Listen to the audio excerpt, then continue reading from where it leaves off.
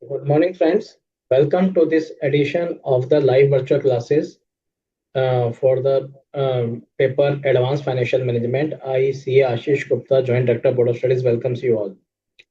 Now, today's topic is we can say that it is the section 2 has been started now because if we go by our syllabus, there are 6 sections and we have completed our first section that is was consisting of 3 chapters. So till earlier class, we have completed first, second, and third chapter. Now we are moving to the chapter number 4. Now, when we talk about this section, basically this section is about the security analysis and valuation overall, including portfolio management. Now, when we say it is a overall security analysis, so first, when we have to value any securities, we start with the security analysis. Now, when we talk about this topic, security analysis, if you see your study material, it is quite bit theoretical. Of course, no problem, it is theoretical. However, the understanding of basic security analysis is very important. So, student, now in today's class, we shall discuss what are the various theories of the security analysis, including technical analysis and efficient market hypothesis. Now, student, I request you to please go through our study material thoroughly because, of course, in today's discussion, we shall cover some additional more points. What I will do, I will touch upon some other aspects of this analysis, like industry analysis, economic analysis. Of course, you will find that these some points are overall related to our study material to some extent. But for examination purpose, my request to you, please refer our study material so that the answers are matching with the suggested answers on there. Of course, you can write your additional points for understanding, but I request you to please go through the study material as well. So let us start our discussion with the topic of security analysis.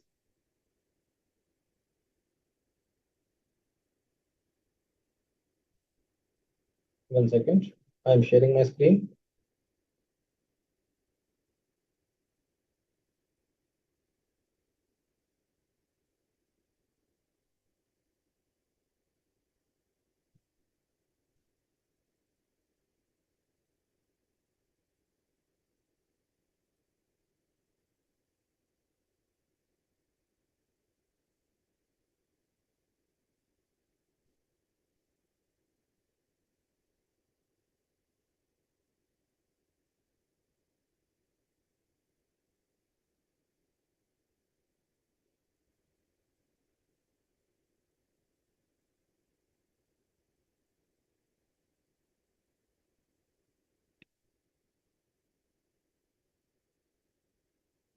Okay, student, now I hope it is visible to you. Now, when we talk about security analysis, if we see that broadly, we see that if we see our first definition. Okay, I do like this. I think it is more visible now to you. Okay. Now, when we go by this definition, security analysis involves a systematic analysis of a risk return profile of the various securities. Now, basically, what happens? Overall, we will see up to the topic of portfolio management, we have to analyze risk return relationship because more the risk, higher is the expected return. It is a common fundamental. So we have to analyze that we should, before we go for a dive into buying any security or acquiring any security, we have to carry out a thorough analysis so that we could make our judgment very on a we can make our judgment not unbiased, but we not biased, but we could make our judgment logically. Now there are two approaches. One is fundamental analysis and technical analysis. Okay, that are vague in okay, and I will explain you. Now, in a fundamental analysis, now it is this today's topic of our discussion will be our consultation on the fundamental analysis. In fundamental analysis, factors affecting risk and return characteristic securities are looked into, while in technical analysis, demand and supply, position, securities along with the prevalent share prices trend are examined. To somewhat extent, if you analyze, if you go through our chapter, broadly there are three topics are covered here. One is fundamental analysis, another is technical analysis, and then EMH, efficient market hypothesis. So to some extent, this line is connected with the EMH. Okay, efficient market hypothesis. Now, when we talk about fundamental analysis, okay, so what I do, I just draw out a graph and I chart, flow chart, and I make you understand how we will proceed further and what is the basis of this technical analysis. First, we understand what is, we can say that first we have to be very much clear about how we will proceed or what is the basics, or we can say what are the basic areas we have to cover. When we talk about security analysis,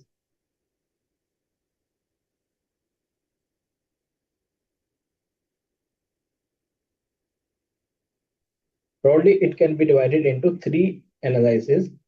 One is fundamental analysis, another is technical analysis, and then EMH.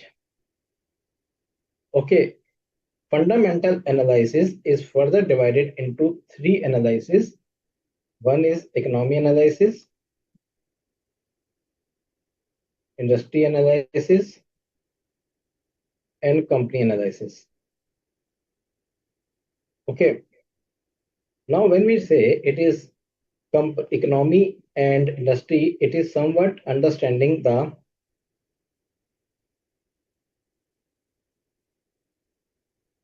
broad picture. Okay, then when we analyze a company, it is somewhat called establishing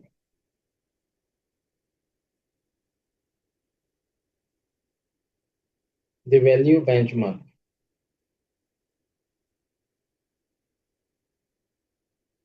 And when we talk about this technical analysis, it is somewhat the visual clue.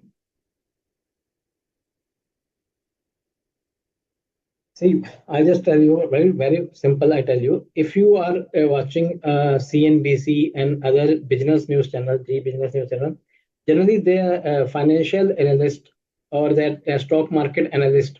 They present the graphs, etc.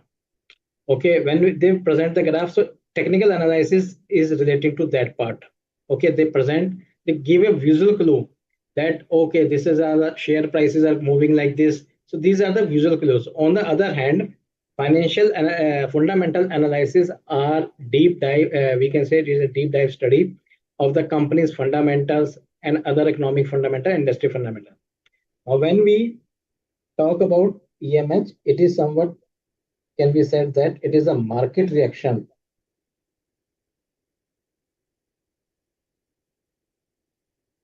to information.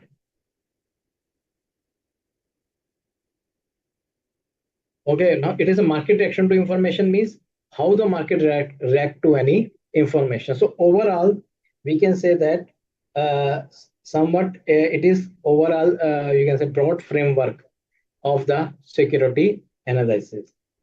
Now, if I move further, now when you start our topic of the fundamental analysis in the beginning, it has been mentioned that there are fundamental brief description have been given on the fundamental analysis. It is based on the assumption, like you have seen that we are using dividend growth model and PE multiple model.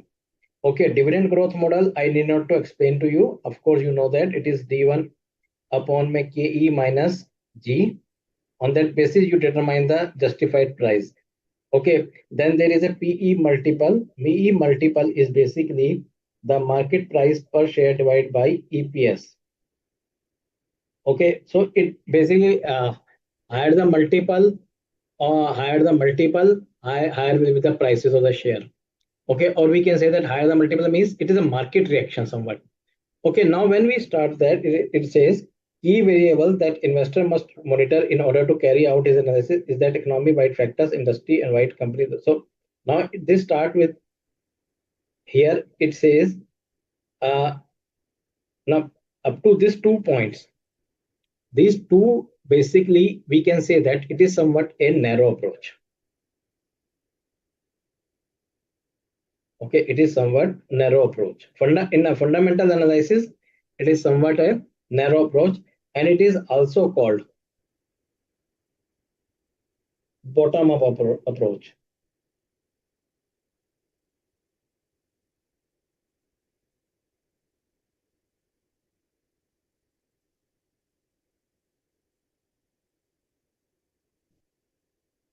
Okay, it is generally used by the short-term or we can small investors, not short-term. It is generally used by the small investors. Okay, it is generally used by the small investors who carry out they what they do. They use this approach. They generally what they do. They concentrate on the company.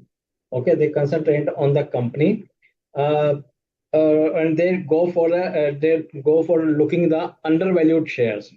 Okay, what they do, they carry out, or we can say that uh, generally what they do, they go into the market, okay, and they try to identify undervalued means. Suppose that if the price is rupees 100, but its intrinsic value, generally which how we compute the intrinsic value, we compute this intrinsic value by using this method. Okay, if we it is somewhere coming around 120. Okay, so we say our share is undervalued. Okay, we should buy the share. On the other hand, if this value comes to rupees 80, we say it is overvalued. Market is hyped. So we should sell the share in the market as quickly. So these are some this approach generally used by the short-term investors. Okay. On the other hand, the long-term investor, or we can say the company big investors like investment bankers are generally they use a broader framework.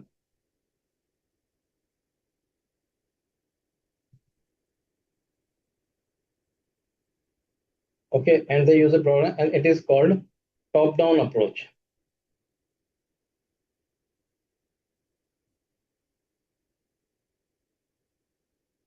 Okay, so overall, this approach starts with the economic, then industry, then it comes goes to the company analysis.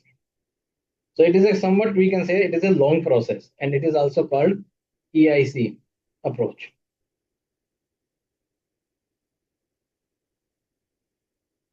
Okay, so here we can see that when we start economic analysis, so now when we talk about economic, it says that economic analysis is used to forecast national income and its various components that have bearing on the industry and the company.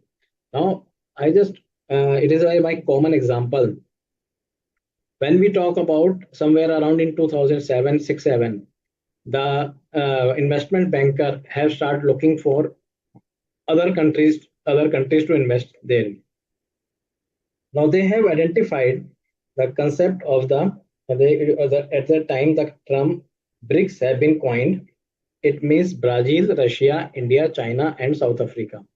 These were country economies that were growing, or with their GDP was rising at a increasing at a growth rate was the GDP was at a higher speed, at a higher than other European countries. So they start identifying this economy as a destination for their investment. So they have start carrying out the economic analysis. So it is basically the broadly we can say the economic condition of any economy which determines the analysis, which determines the investment avenues. Okay. Now, when we say it is it determines because it is a basically forecasting of national income and other related elements. It is very important, not national income. Along with the national income, the other element has to be forecasted. Now, what is the purpose? Now, what question comes into our mind? What is the purpose of this economic security analysis? The answer is very clear. We have to estimate or we have to forecast the future growth, future scenarios to make the investment. Okay, so now when we talk about it, now let us go for economic analysis. Now, factors economic analysis. What are the basically factors that determines the economic analysis? So these are the growth rate, okay, of the national income and related measures. These are growth rate of industrial sector, inflation, and monsoon. So these four factors have been given to you. Of course, we can say there are many other factors as well. Okay, so uh, broadly, these are the factors that determines the growth rate of the economy in the economy. Now, when we talk about when we talk about this techniques used in economic analysis, so these are anticipatory surveys. Okay, so these are just they help to form an opinion about the future state of economy. Okay, anticipatory survey generally we carry out a survey, etc., for these activities. Now, when we talk about barometric or indicator approach, so there these are very important from the practical point of view as well. Various indicators are used to find out how economy shall perform in the future. Indicators have been classified as under leading indicators, roughly coincidental indicators, or lagging indicators. Now, leading indicators are somewhat we can say that these are the indicators that determines the we can say that determines our growth. Not we can say that it is basically 1 second. I just tell you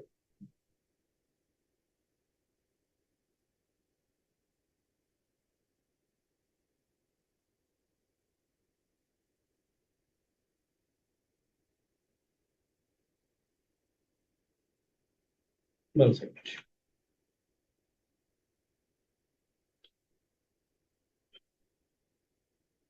Leading indicators are we can define what are leading indicators. It can be defined as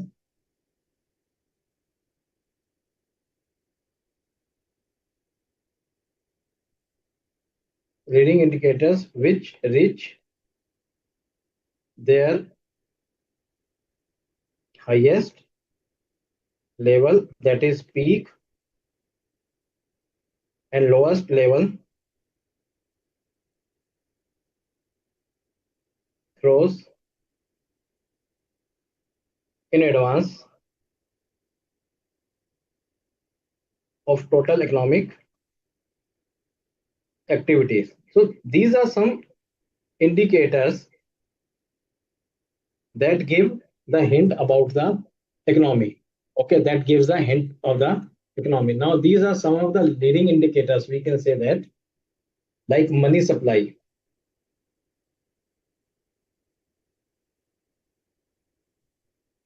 Okay, then it comes industrial production. What is the industrial production index, etc.? Okay, then average weekly production,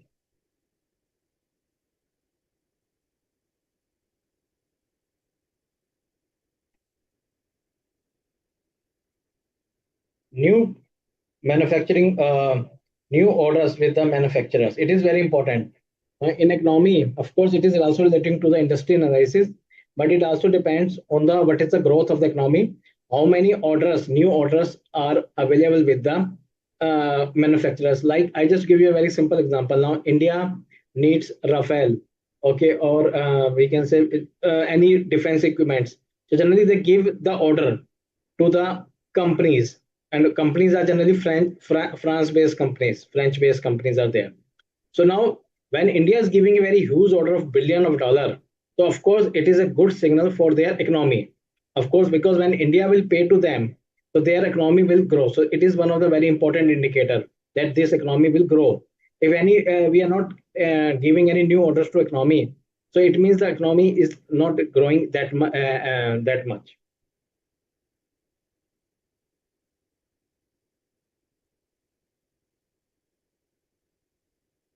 Okay. Similarly, orders of capital goods. Now, even India in news it was there that India is receiving orders for the defense equipments.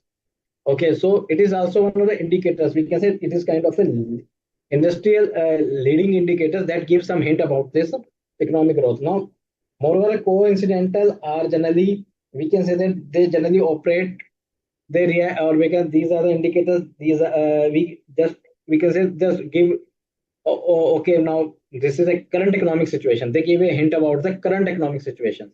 When we talk about this lagging indicators, okay, lagging indicators are, we can say that,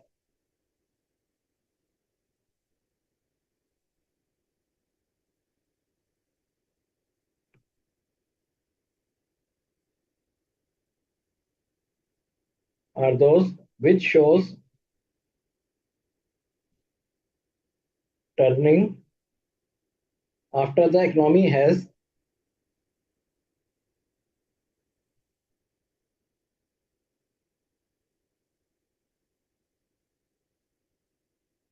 already taken turn.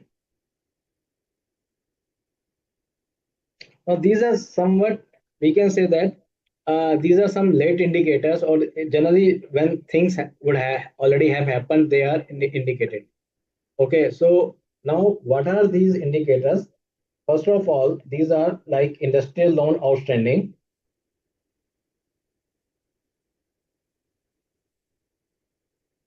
Okay, then average situation of unemployment. Okay, prime lending rates. Prime lending rates are generally the benchmark rate. Like in India, MCLR rates are there, and earlier it's like, and even generally LIBOR is, it was used to be called LIBOR. LIBOR is basically benchmark rate, but generally it is determined by the financial firms, financial companies. It is, we cannot say that it is relating to any particular economy. So generally, it is depends on the each economy, what are their rates are at which each bank give a loan to each other.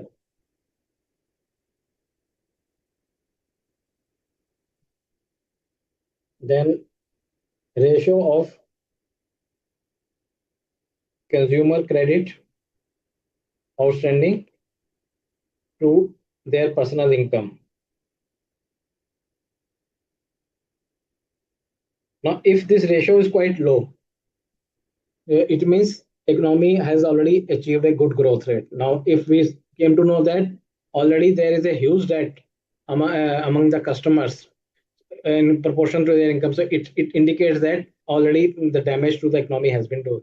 So these are some indicators that are generally used by the economic analysis. Now, when we come to this, and these are some economic model building approach. So generally, what we do, we carry out economic building approach through GNP based approach. We generally simulate. Okay, we generally simulate, and where we change our estimate, and accordingly we estimate the income. So these are some theoretical points that you refer from the study material. Okay, so now we come to the more important is industry analysis.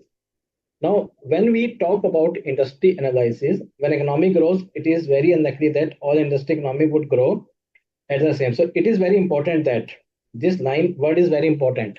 Of course, economy grows, but it does not mean that all industry will grow. Very simple example, if I say our industry, when we talk about in the recent time, we have seen that the two industry that are normally having grown is the one is the IT industry in India. Okay, of course, automobile is also there. No, but it is generally reflect. It is was when it has been started with IT industry, then pharma. Okay, then we can say that is our automobile industry. Then there is a real estate industry. So we can say that these are some industries that have impacted from the growth of economy. Now, when we talk about it is we have to see that which the economic growth of economy is how the which industry is more likely to be heavy impact.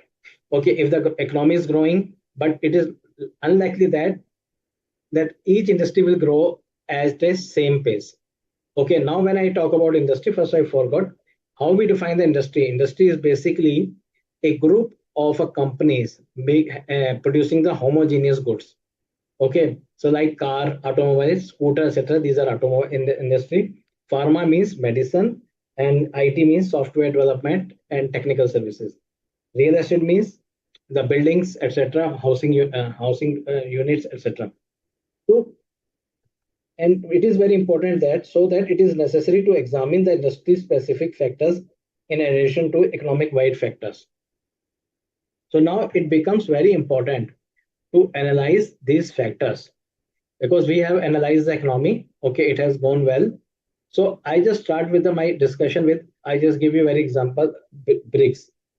Now, suppose if I am an investment banker in a based in USA and I want to invest the money, so I have identified, okay, in a BRICS, I have suppose I identified India, okay, or China. Though countries, two countries I have identified. Now, when I talk about the Indian various factors at the 2007, I have analyzed the growth factors, etc., and I have identified India. Now, my purpose will be now look into the which industry I have to invest the money. Okay. Now, at that time in 2007, this IT industry was in boom. Okay, so maybe I may go for the IT industry and I will try to carry out their factor other analysis, industry analysis deeply, so that I want to know that in which industry I should invest the money. And it is very important because once industry you have been identified, the half battle has been won. After that, a company selection, it is hardly matters. But of course, companies profits, etc. That we will see what are the other factors, but generally it is an industry identification of proper industry because industry have a long horizon gestation period. Industry has a very because generally industries are not react because industry consists of many companies. So to each economic condition, a company may be different, react differently. So accordingly, their outcome is normally sometimes reflect very late. Of course, it can, if we talk about at a micro level, so we can say that macro means generally economic and industry. These are the two basically macro factors. Okay, that impact the micro factor, that is company. So selection of micro factor is quite involves a huge study and very important for industry analysis. We have to be very careful. Now, when we talk about industry analysis, now different industry, we can say that different industry respond to different economic condition or market condition differently. Now let us see how they reacted. One second.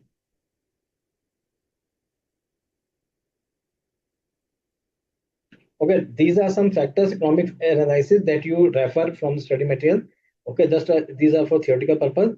And now when we talk about techniques used in industry analysis, these are some techniques. Of course, this is some basically. First, I will discuss with you the industry analysis. Now, these are the some theoretical topics. You refer it from the study material. It is not, we will not go into the that much of nitty-gritties. But now we have to understand. Let us see how we have to understand. We have to understand what is our industry analysis. Once we are very clear about this industry analysis, so we will proceed further. One second. When we talk about industry analysis,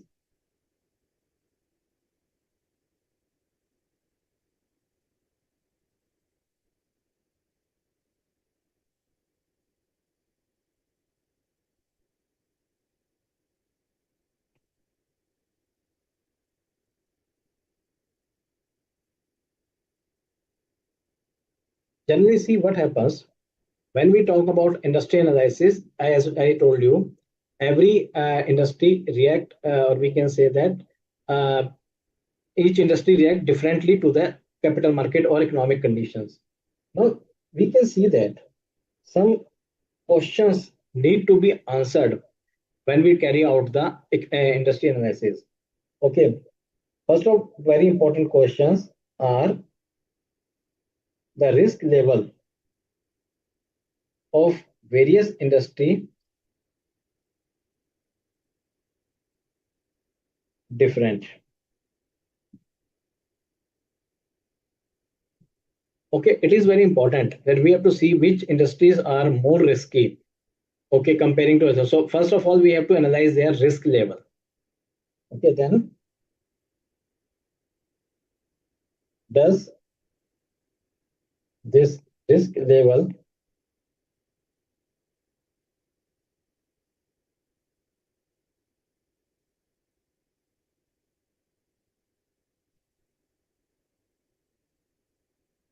of particular industry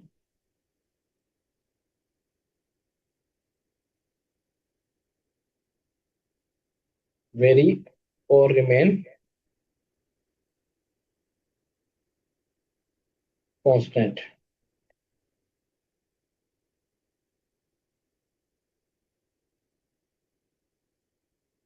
And another question that we have to answer, does return from various industries differ?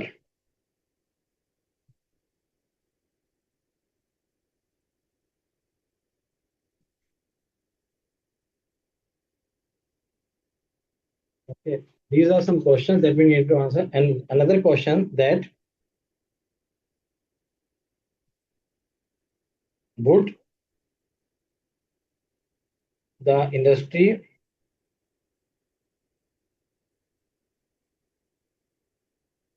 continue to perform well in the future? It is very important. We have to be ensured that. Now, how we will ensure that, I will discuss.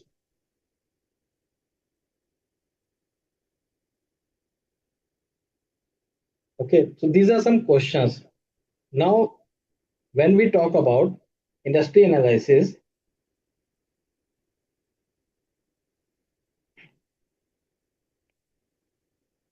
it requires insight into two things. One is key sectors. What are the key sectors? Important sectors for the economy. Okay, then relative strength and weaknesses of each sector. Okay, first of all, we have to identify what are the various key sectors, and then we have to identify what are the relative strength and weakness of each sector, because on that basis we shall make the judgment. Now, when we talk about industry, so we can classify the classification of industry can be carried out on a basically broadly in a 3 points. One is on the base of product line, then it is on the sector wise, then it is business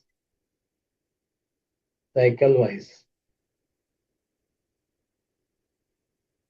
Okay, when we carry out our analysis, first of all, we have to see what are the various types of industries classification based on the product line. One is automobile, like I'm just giving you the example: steel,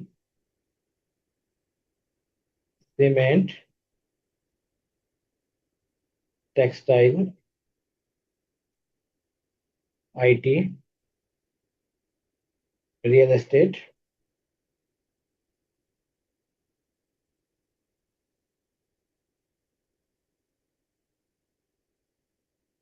not IT. Okay, only not real estate. Real estate will be is a kind of a sector. Okay, even IT sector we will come sector wise. We shall consider, sorry, IT sector we shall consider it as product line. It is basically IT product is somewhat, or we can say that it is a different thing. Okay, sector wise we now we make the sector wise classification. So agriculture product sector, like commodities, etc. Then mining,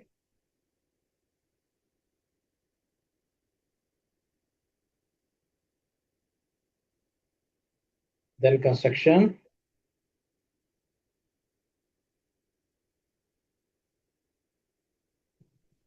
then manufacturing, IT services, transportation,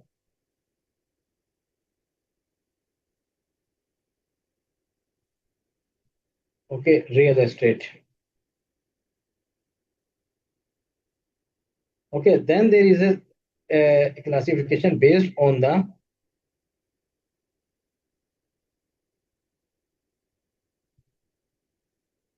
business cycle. Okay, generally it is covered as growth, cyclical, and defensive.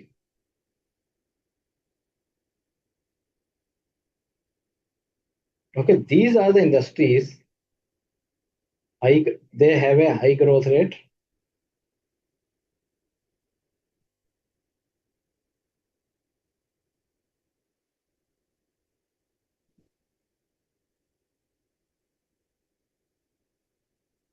irrespective of economic conditions. Okay, which moves with business cycles.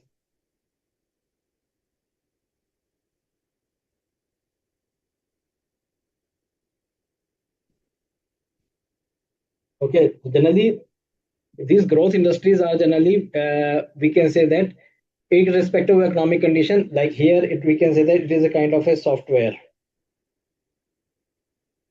Okay, and generally we can say that it is a food, commodities.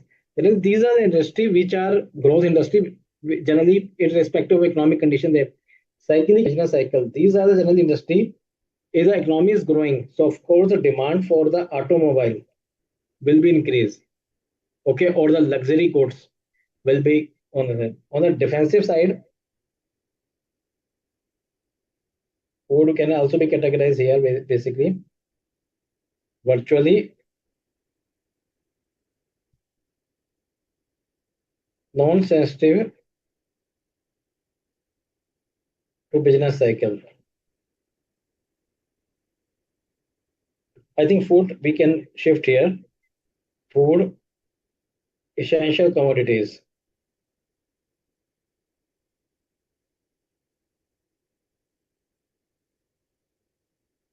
Okay, so these are the criteria. First of all, we have to see in which industry we have to make the investment, whether we have to go for growth, cyclical, and defensive. It has to be seen. So, because when we, of course, we will say that growth is the best, but for the growth industry, the avenues of the value investment available should be made available. Already investors are there. Okay, no undervalued shares will be there available. Now in cyclical, of course, the return will be on higher side. In a defensive, generally the returns are quite limited. Okay, so now when we say that it is like 1 second.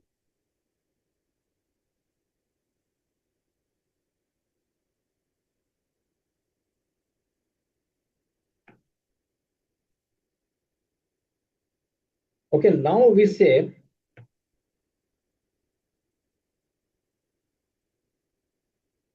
question rises how we determine the sensitivity. Now we have seen that uh, how we can see that here it depends on the reaction of the business cycle to the industry. Now question rises how we analyze the sensitivity of particular industry to the business cycle. So first of all,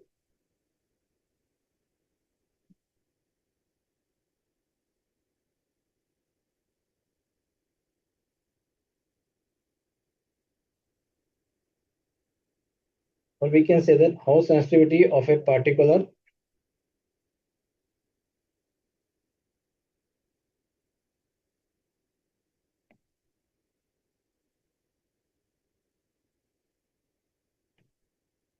business cycles. Okay, generally it is determined by the three factors. Okay, one factor is sensitivity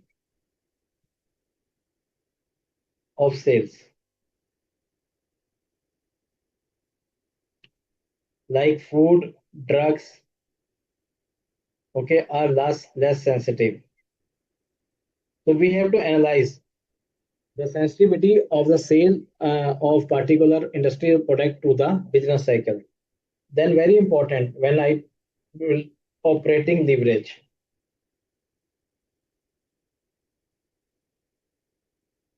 Now, this term I need not to explain to you. Can you tell me what is operating leverage? Someone can tell me?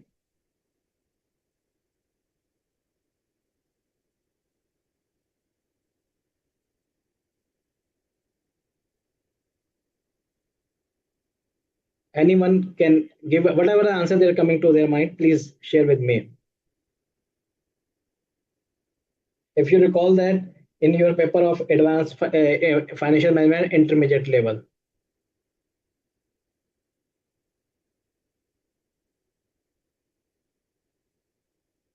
Anyone can send it in the chat, no problem. 1 second, I see the query.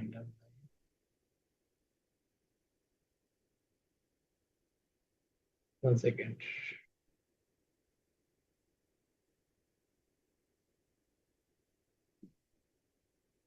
Yes, EBIT upon, yes.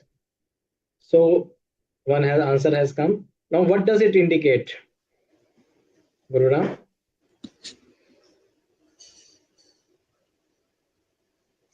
Yes. Yes, I think one student has opened. Geet, just tell me.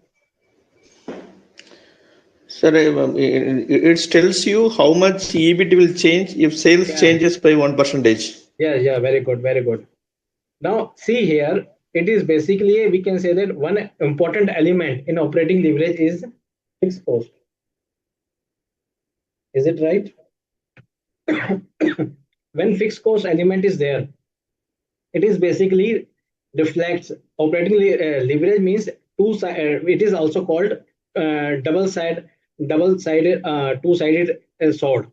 Okay, because Two-edged sword. two-edged sword. Okay, so two-edged sword is basically it is a risky as well. Okay, if the profit is on a higher side, then we will get our sales is more, we will get a huge jump in our EBIT, earning before tax.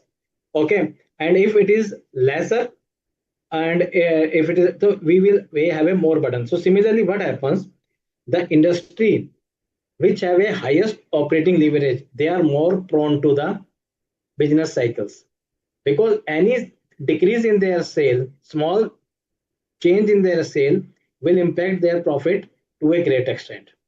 Okay, so we can say that industry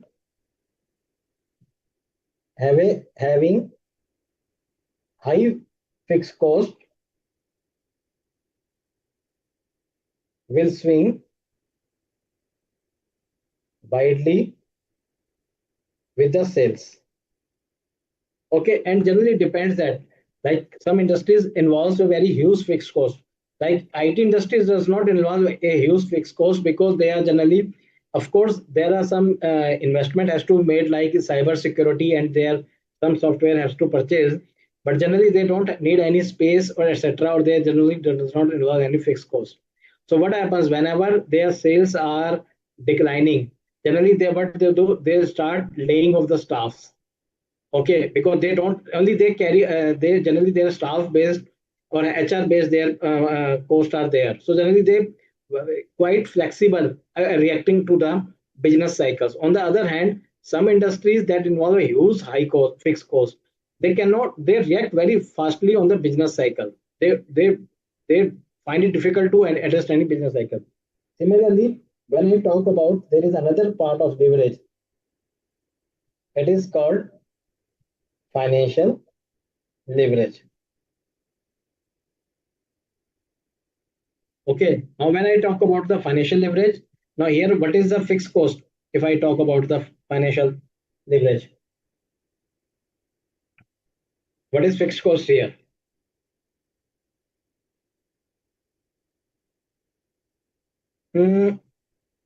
Program, not tax cost. It is you are nearby, you are somewhat nearby, but it's not the tax cost. Yes, Chitra, you are right, beta. It is, yes, interest. Guru, now it is a correct beta. Guru, now it is interest. Now, if you recall that in a financial management paper, it is basically the interest cost. Okay, in your financial capital structure used to impact your EPS. Okay, so if your earning is more than your fixed interest cost, your earning EPS used to be on a higher side. But the moment it start declining, so accordingly, if your financial structure, if it is a higher interest cost, more prone to the business cycles because profit will be less, then your EPS will also impact it. So these are some factors that are that determines the sensitivity of particular industry to the various business cycles. Now, when we talk about key factors in industry analysis, okay, some factors we have to see. What are these factors? Past performance.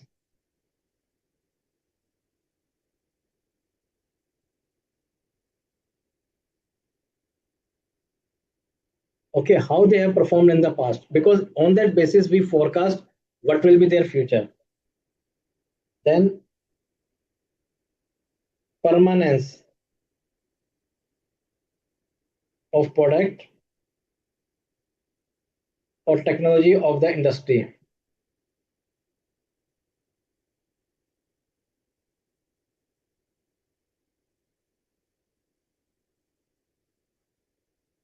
Okay, demand will vanish,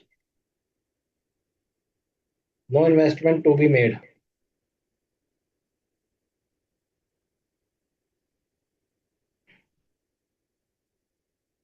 It is need to be looked into. Like here, see, permanence means uh, just I give a like real estate. Okay, with the increasing population, everyone needs a house. Okay, so it is somewhat kind of a permanent factor. Permanence is there. We need housing. Okay, we need food. Okay, these are some kind of a permanent factor.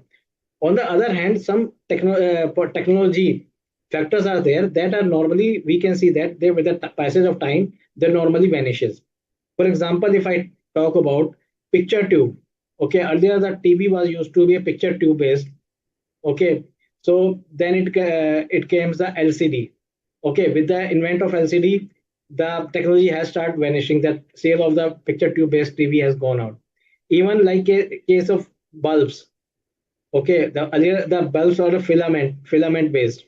Okay, now it is a LED based. They have been replaced with the LED. So we have to see what are the permanency of any particular technology, because if it is appear that it is likely, see, R&D is a part of our daily life, or we can it is a science basis of the science, so it keeps on developing.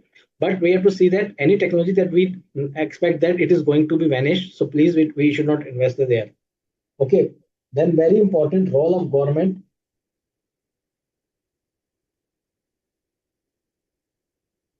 in industry. Role of the government is very important. How it is important? Because generally it is a government attitude. Now sometimes a government may come out with such a regulations that may discourage the investment in that particular industry. uh, like I can give you example, like earlier the government policies were some manufacturing of the goods were restricted, means they were not used to be, earlier there used to be a restriction on the import. So the manufacturing units in India were flourishing.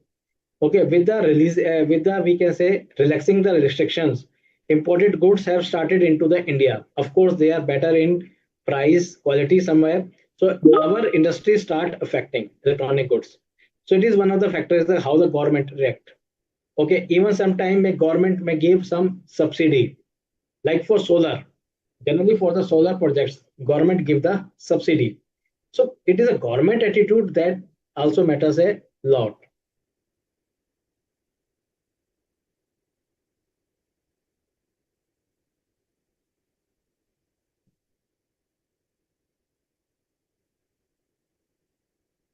Then labor conditions. It is very important. What are the labor conditions? Whether it is a conducive to the industry, proper labor, skilled labor are available or not. An important point, competitive conditions.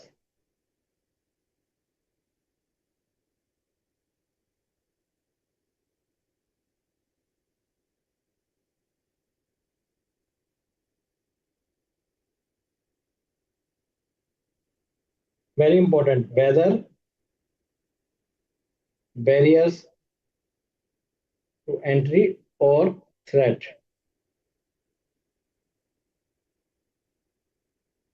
Okay, it is very important. See, some industries are very, we can say, in some industries are there which, in which it is quite difficult to entry by a new firm, which it may involve huge cost or some licensing kind of a requirement. Like for in a, we can say that, like for telecom industry, not even any, it does not mean that any company can enter into the telecom business. They have to obtain a license. Similarly, for the aviation industry, any company does not one another dream of the company that I start my airline industry. They have to make a huge investment, as well as they have some licensing requirement are there. So it also depends which industries are, what are the competitive conditions. If these are quite barrier conditions are there, so these are industries are very lucrative and the companies already are there, are having a good profit or very good prospects.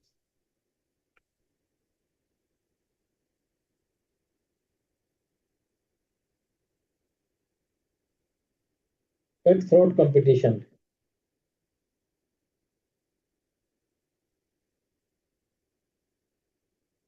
Okay, now it is very important. It is not only that barrier is there, entry barrier is there. Sometimes even in some industry, there may be cutthroat competition for like telecom. In the case of a telecom, there are many companies like Geo, Airtel, Vodafone, okay, and Idea. Now, all these companies have a cutthroat competitions. Okay, now and every company say we are offering this much, we are saying this much. So now by this, what happens? It is a kind of a cutthroat competition. So even a very slight, we can say that uh, mm, just a very small decrease in the sale, it leads to a very huge fall in the profit. So it is very important. We have to retain the customers. Customer does not move from the one product to another, because generally it depends on the next point, and that is very important. Whether the substitute.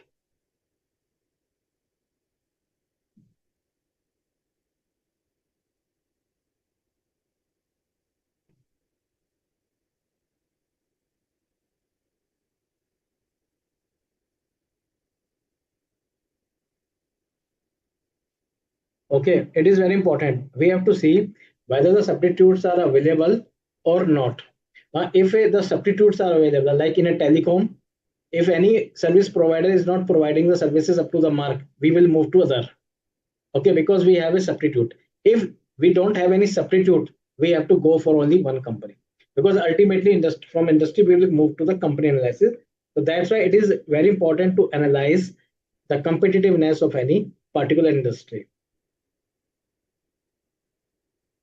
The last factor is the interlinkage.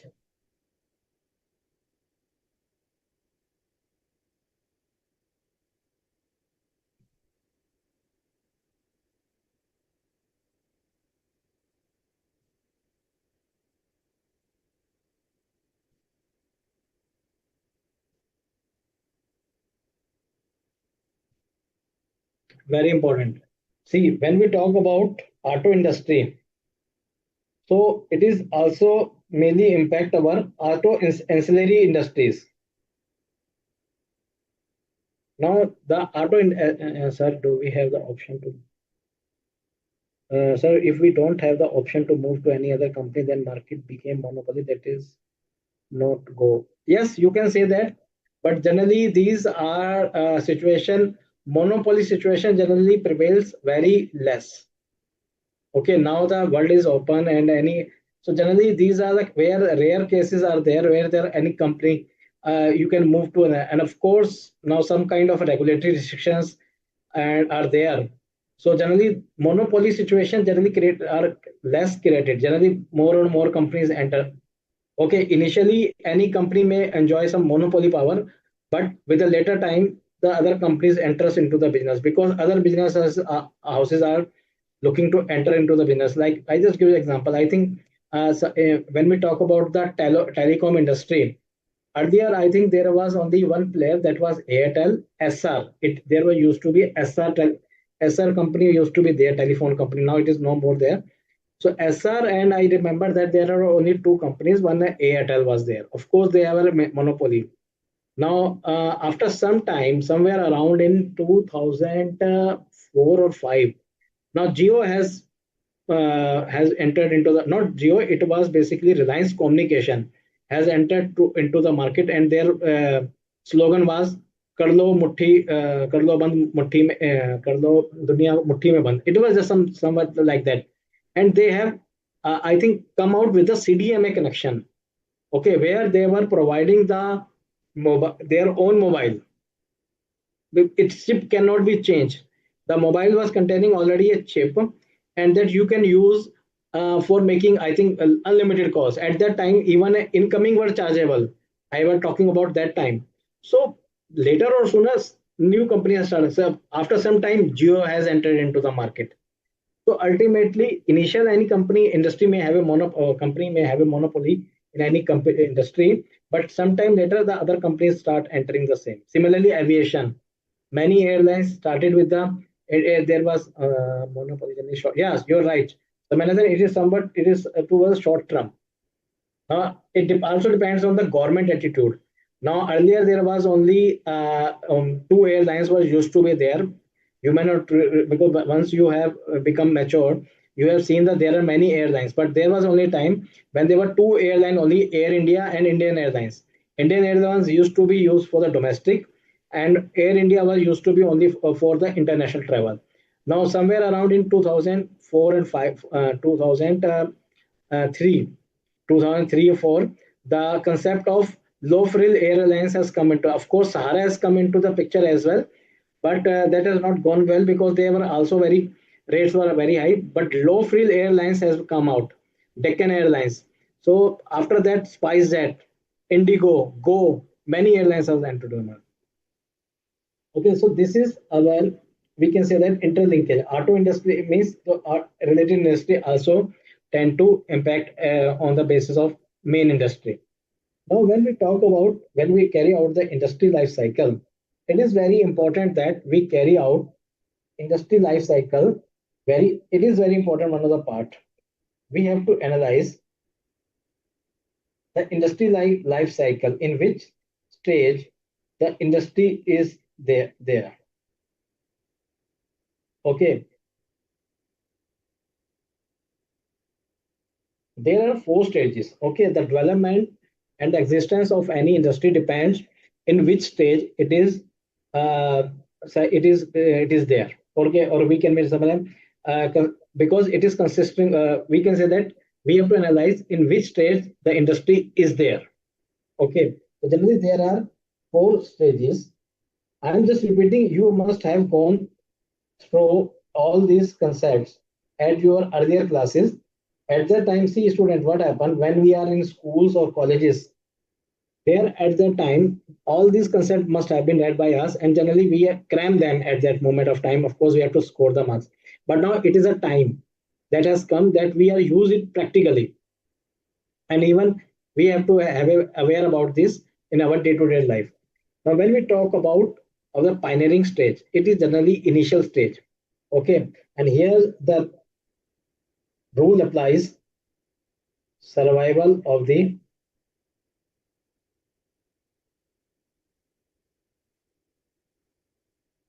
fittest.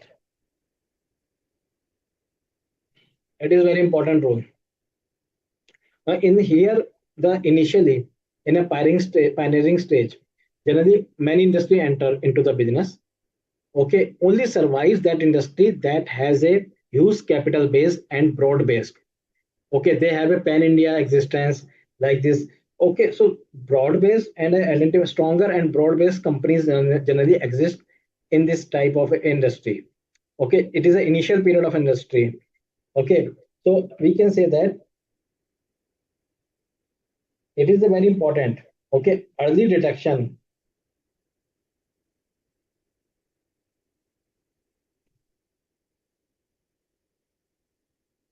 of new industry is more promising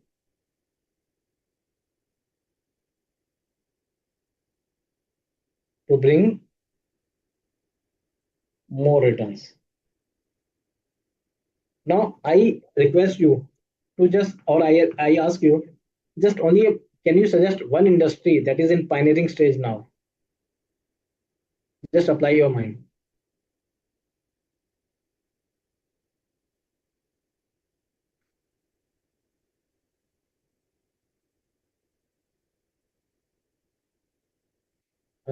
Yeah, Guru Ram, you are correct. It is very good answer. There is another industry that I want to know. Well,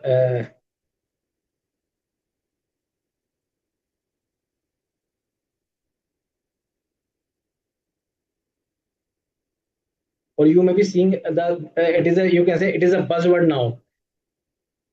It is using everywhere. Yes, Undam, you are correct. Yes, yes, Chitra, you are correct. AI. Now with everything we are using AI. Okay, so now it is in a pioneering stage. Okay, then we come to the next stage,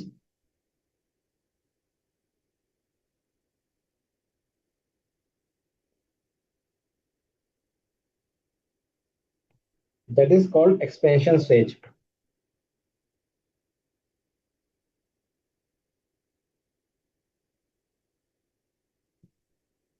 Okay, of course, those industries that have survived in pioneering stage, now they move further.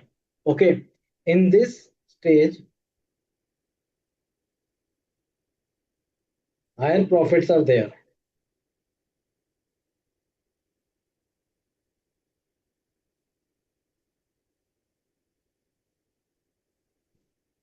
as company consolidate their position. They make their position, and generally in this stage, what happens? Generally, the share prices of the company share is used to be very on a higher side because they are earning a huge amount of profit. Okay, they are earning huge amount of profit, so everyone demands their share. So this is very important. It is share where the company, many companies are earning the profit. So it is here the if we are having a profit, can the share it use a huge return. Okay. Then next phase comes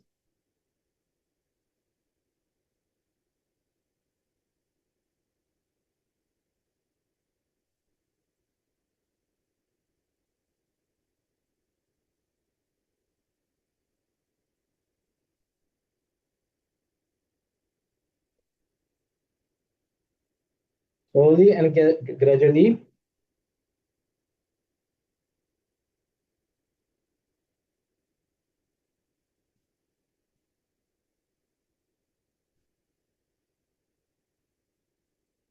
Okay. After a certain time, the industry start maturing. Okay. After a certain stage, industry start maturing and their growth becomes bit slow. Okay, so like I can just give you an example if it suits.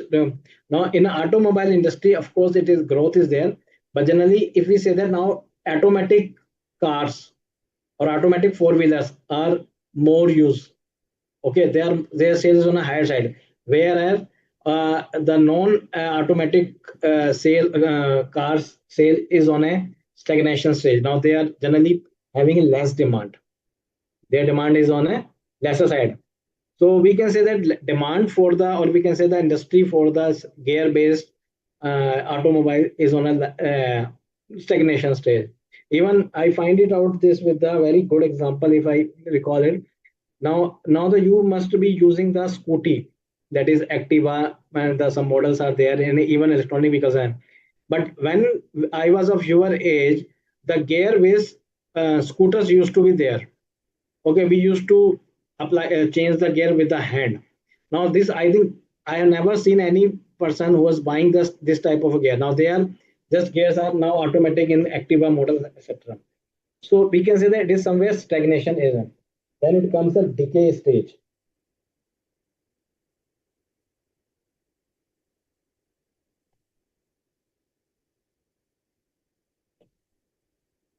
Vanish. Products start vanishing. Okay, very leading example, digital camera with the negative based films.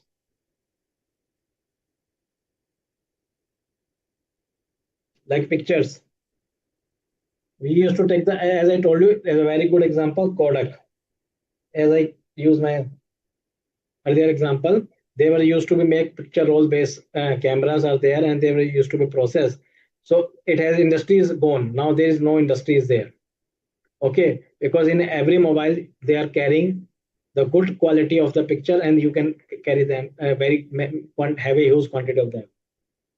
So now some what of course we have find out that these are the industry. Now question comes,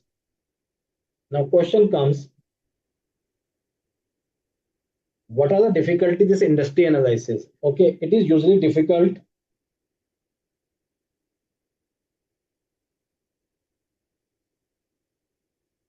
to identify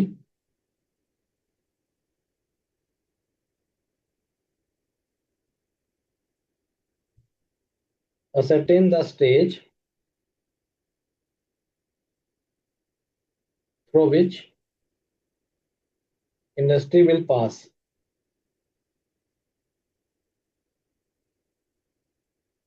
Okay, sometime what happens, we have to see, of course industry is coming out, but it is very quite difficult whether how it will cross this much stage or not. Okay, and even very important, the pattern.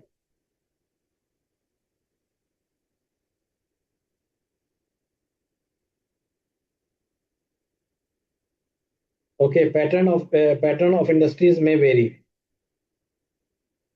Now, generally, earlier there used to be happen there. The pioneering stage maybe for the 5 years. Okay, then this stage may have a 2 years period. Like this was a mentioned in our books. But sometimes it may not be possible. The pioneering stage may be a very short duration or long duration. It depends.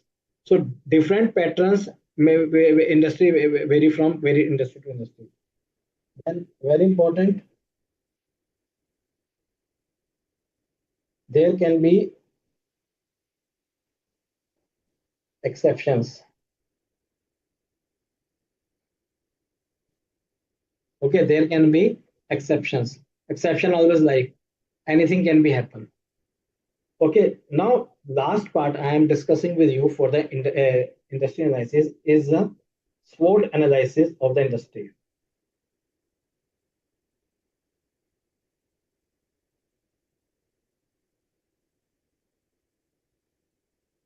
We have to. It is very important that we should carry out the SWOT analysis.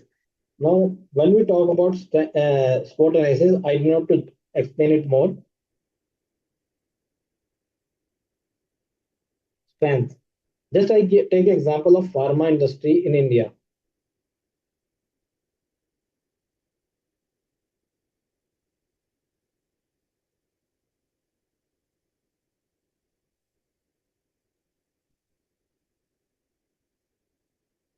Okay, pharmaceutical industry in India is on our one of the very leading industry.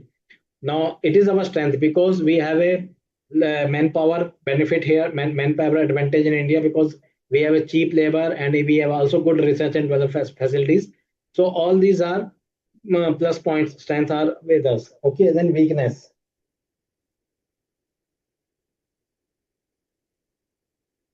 Poor population.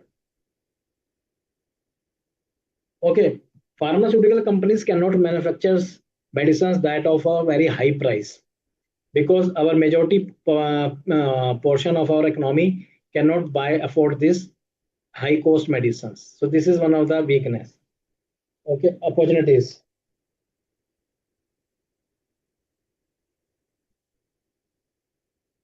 Export. There is a good scope of export of pharmaceutical goods out of India. So these are the opportunities. And even if rise in the national income, rising in purchasing power of the customers, the sale of a pharmaceutical industry on a hazard.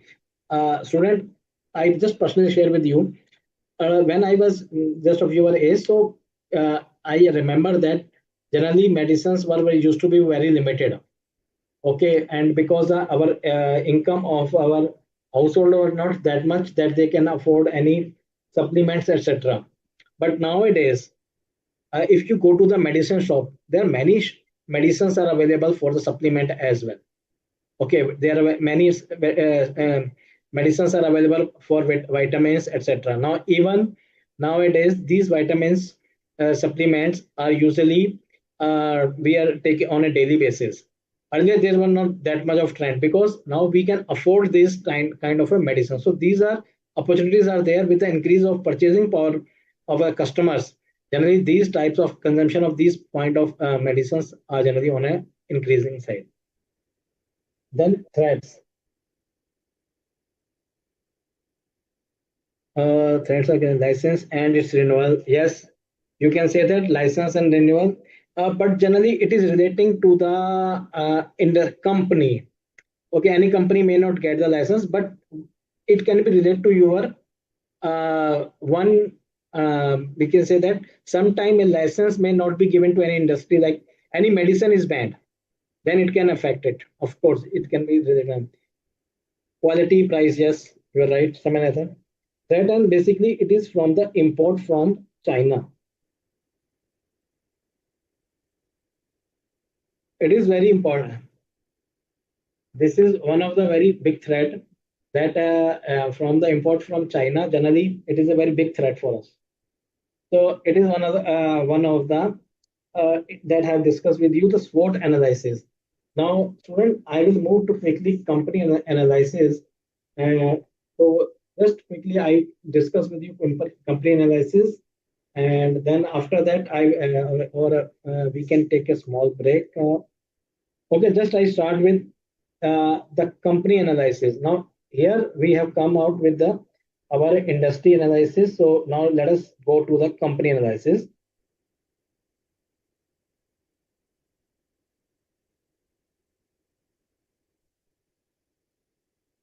Okay, now when we talk about the company analysis, these are some factors have been given. So first of all, I discuss with you when we talk of now we have done our economic analysis. Okay, we have done our gone through with our industry analysis. Now economy, yes, India. Now I say I have identified pharmaceutical industry in India. Now I will go in which company I will invest my money. It comes the last stage of of our analysis, that is EIC analysis, that is company analysis. Okay. Now, when I say company analysis, of course, in industry, many companies are there. So, the purpose of company analysis is to identify the better performing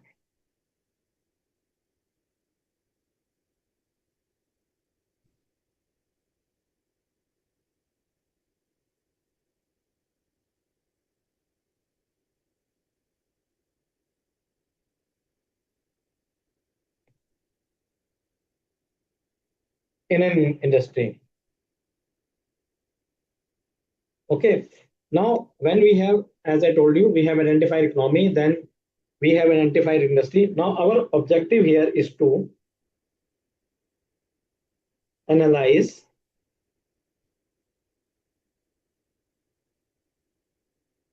the expected earnings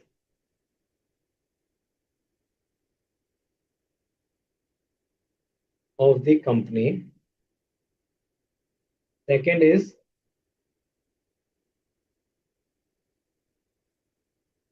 to find out the fair value or intrinsic value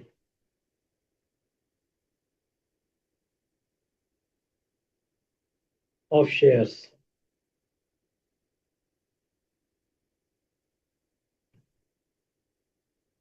Okay, now we comes what are the basically broadly sources are available with us for non annual reports. Even I think ROC returns if it is available on the website, then balance sheet or position statement. Okay, then income statement or PL, then cash flow statement, that is position of, or we can say in source and Liquidity of cash flow. Liquidity. liquidity of cash flows. That is from the cash flow position we came to know how the cash flow has come and how the cash flow has outcome. Sources and uses of cash.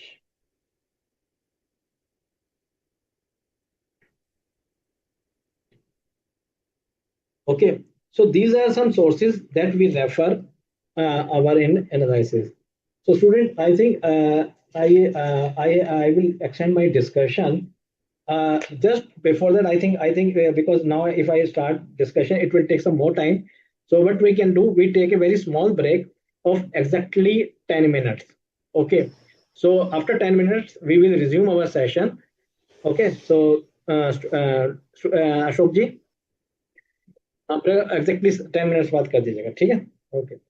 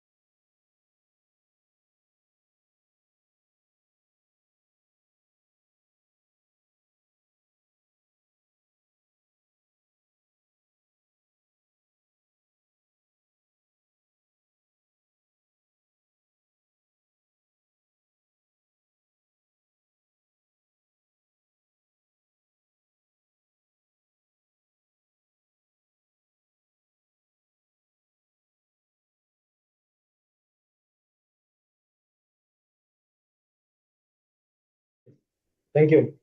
Okay, student, welcome back. Now we have started with our company analysis. Now we have seen that these are some sources, okay, of the information. Of course, when we talk about a company analysis, we have to see both the we can say our qualitative as well as quantitative factors, fundamentals. So some like these are some quantitative factors. Okay, this is qualitative factors. Okay, these are qualitative factors. These are qualitative factors, or we pattern of existing shareholders, or this marketability of the share. These are some qualitative factors. So, of course, qualitative factors are quite to subjective factors, and they are differ from judgment to judgment. But more important factor, that is quantitative factors, that has to be lived into for a company analysis, and it matters a lot. Now, of course, these factors are some factors have been given to you in the study material. Now, I will concentrate my on discussion on something very important, or basically that are used. Factors are like, first of all, I say when I say this is analyzing, first of all, very important, it is analyzing the earning of the company. It is a most prominent factor. Okay, so in this, generally factors are like earning before interest and tax. I'm not going to these terms that you know very well. Profit before tax, profit after tax.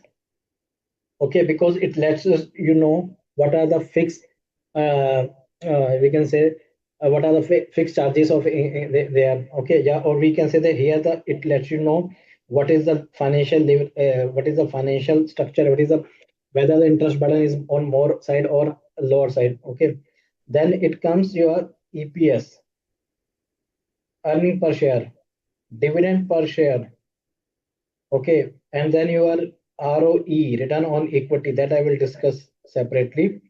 And then it is PE, price earning ratio. Okay, price book ratio, yield, and more importantly, nowadays the earning of the company are also measured in terms of cash flow, cash flows analysis. Okay, generally free cash flow nowadays it is a very free cash flow, and it is one of the topic in your our further discussion will be as well. Okay, we security valuation, it is also used. Free cash flow available to the company for making decisions. It is one of the very important criteria. More and more free cash flows are available. It is good for the company because they are less burdened with any type of a liability. And even very important, even free cash available. Generally, companies buy back the share from the this cash available. So it is very important. Now, when we talk about there is yield, if I talk about the yield, yield can be, remember that there can be two ways, earning yield and it is a dividend yield. Okay, earning yield means EPS divided by market price per share, and this is a dividend by.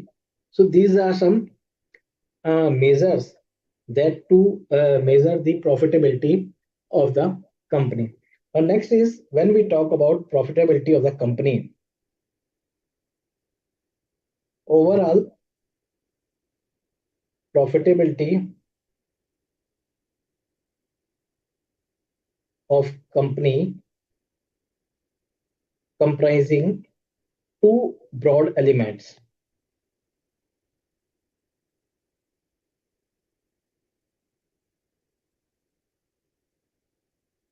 Okay, that determines return on equity, we can say. Okay, one is net profit margin on sales, and second is the turnover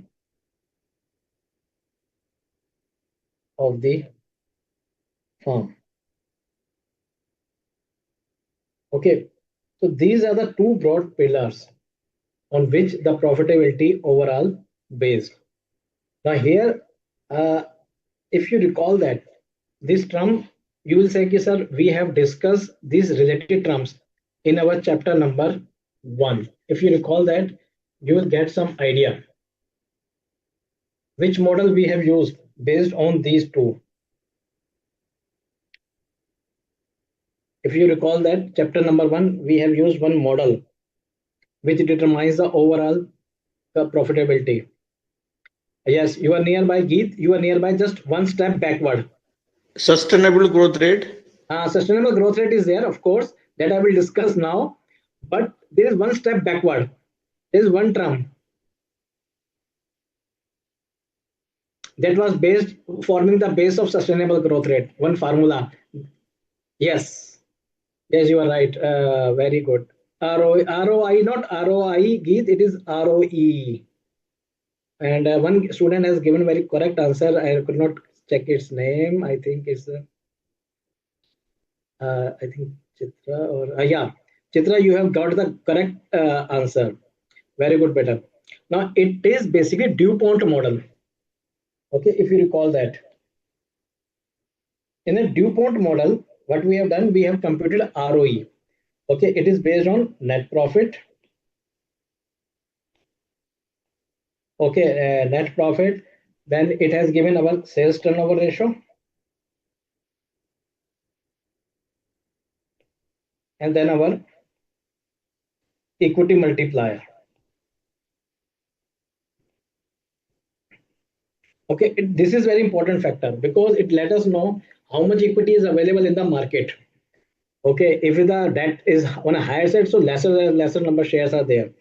So this is a turnover. These are the two important factors on which our overall profitability demand. So this is a one of the very important. Now on that basis, okay, on that basis, two growth rates are determined. We have some target growth. Okay, as I told you, on that basis we can if we have to achieve some growth. Okay, now in the when we have to growth, so there are can be two growth. One is internal growth rate, and another is, now you have told already very well, sustainable growth rate. Okay, and this is the internal growth rate means growth rate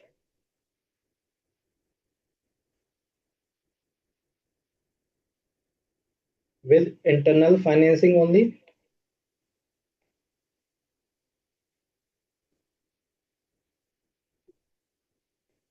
Okay, no external equity.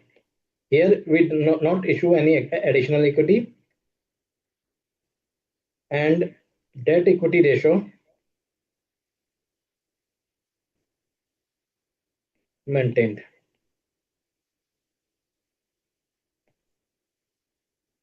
So overall, we use these two growth rates.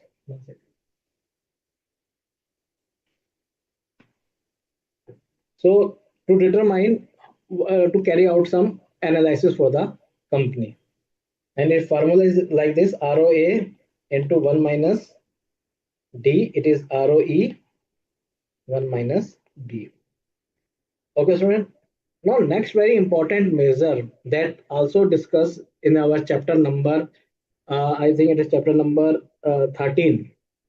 Okay, one very important measure for the company's performance is EVA, economic value added.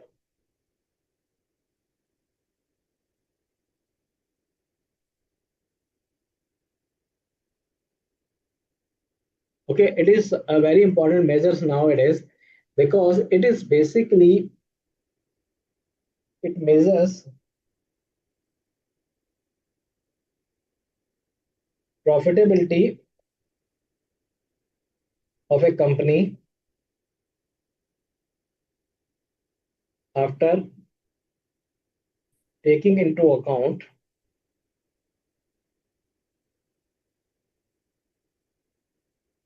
cost of all capital funds,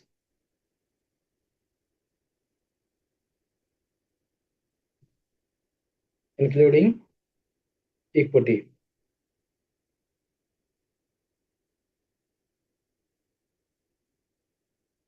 Okay, now formula. Okay, of course, I'm not going to into that much of detail because this will be covered in our own. So basically, the formula is NOPAT minus WAC, that is weighted average of care, and invested capital. So overall, it let us know how much increase in our overall, we can say, our funds, or our we can say contribution has been from the earning. So higher it is, better it is. So now generally what happens if our operating profits, now when EVA will increase, if operating profit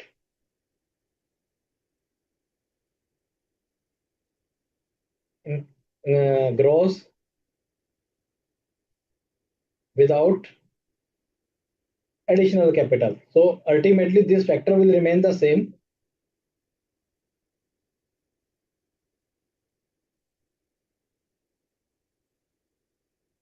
One second.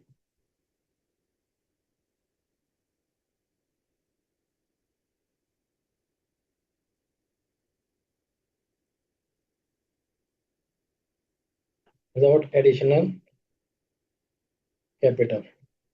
Okay, this factor will remain the same. Then any increase in this profit will lead to an EVA. Additional capital employed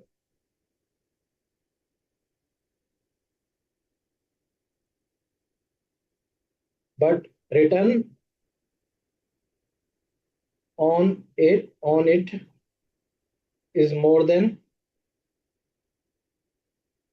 cost of it. Okay, and last, unproductive capital is liquidated. That is, you refund the money that is not used. So all these lead to increase in our EVA. Okay, student. So this was basically on a part of the company analysis. Okay, now student, with this we have come to the say that let us see what have been done. So remaining things you refer from the study material. Okay, so now let us move to the next topic.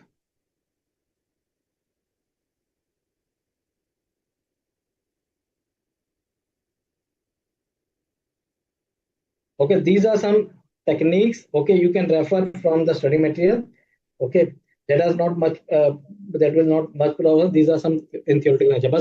But my purpose was just to make you make aware about that how the company analysis, or we can say fundamental analysis, is carried out. So we know fundamental analysis. We have covered three things: industry, economic, industry, and company. Now fundamental analysis is over. Now we come to the or we can say, if we go to our first diagram.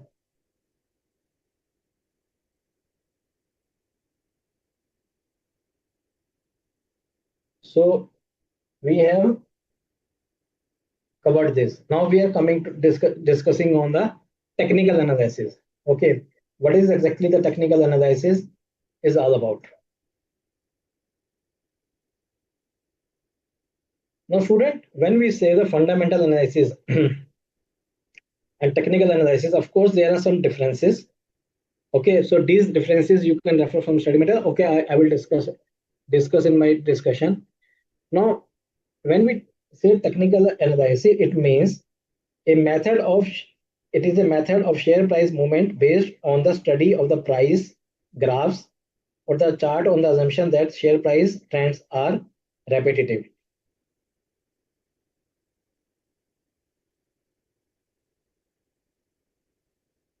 Okay, very important chart.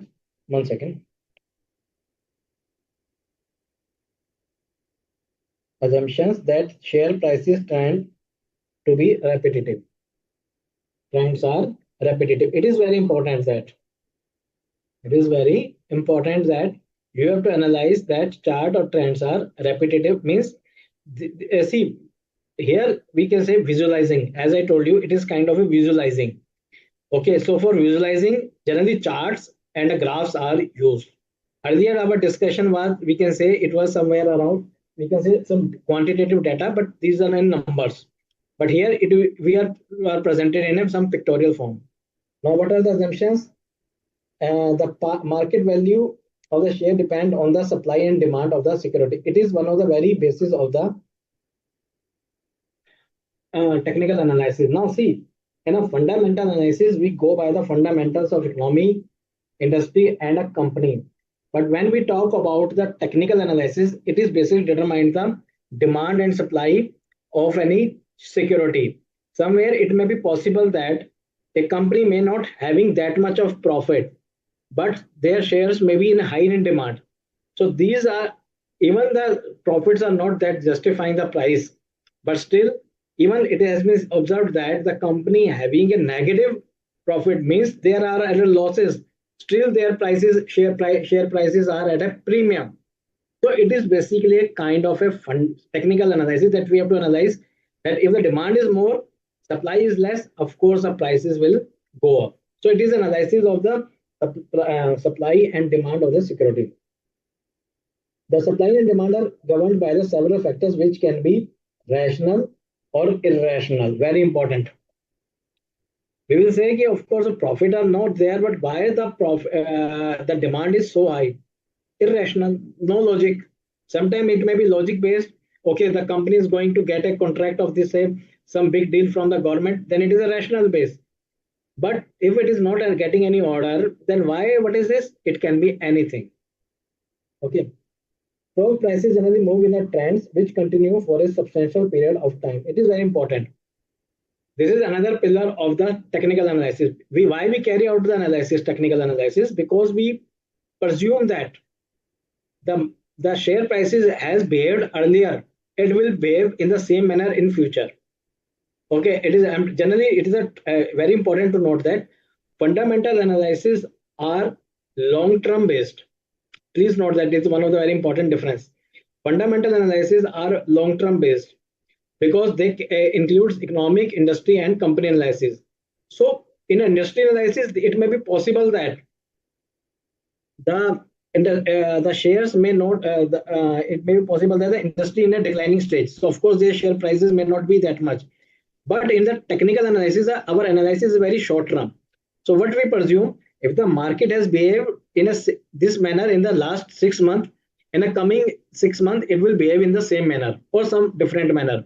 So generally the duration of this is very short, whereas the duration of fundamental analysis 3 to 5 year horizon, investment horizon. Here the investment horizon may be, say, less than a year or even a day or 2 or 3 days as well. Technical analysis relies on the upon the chart analysis. It is don't go by the numbers, etc.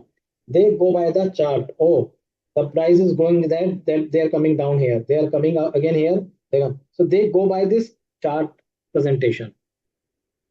Now, very important. The principle of technical analysis: market discounts. Okay, or market counts everything. Price moves in trend, and history trend to repeat itself. It is one of the very important.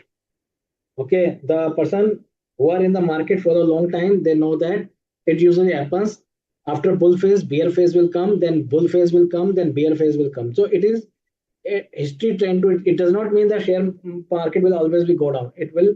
Now it is very important to identify the right time.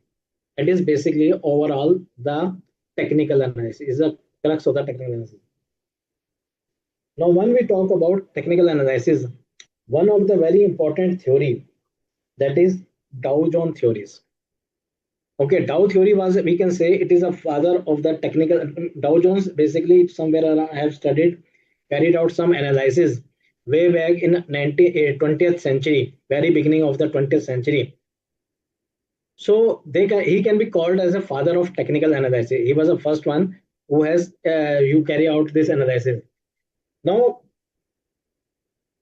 it was in originally Charles Dow, and then helpful determining the relative strength of the stock market and also very barometer of the business. Actually, what he does, he used the barometer, and Dow Jones, what he has done, he has used two averages, industrial average and transportation average. Now, it was in somewhere around in beginning of 20th century, the railroad was one of the very basic industries for the American economy. Okay, because from the through the railroad only, the material used to be transported from one place to another. So overall industry and railroad transportation, two industrial averages were very important criteria for determining the you can say prices of the it very important trend. Okay, where we have to invest the money. So they analyze what are the how the these companies are performing.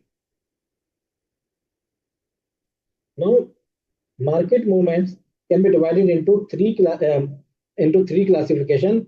One is primary movement. Okay, the main trend and which lasts from 1 year to 36 months or longer.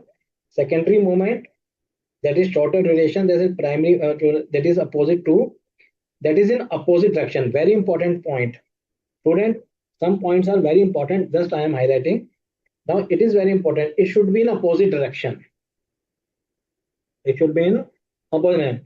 Then daily fluctuation. These are narrow movement from day to day. Now I explain you all these three movements, what how they work.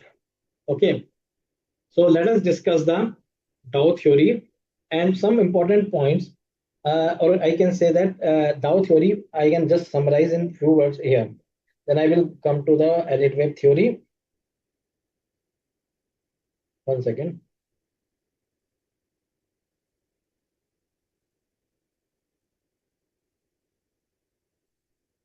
Then next will be Elliott wave theory. So first of all, let us summarize the Dow Jones theory.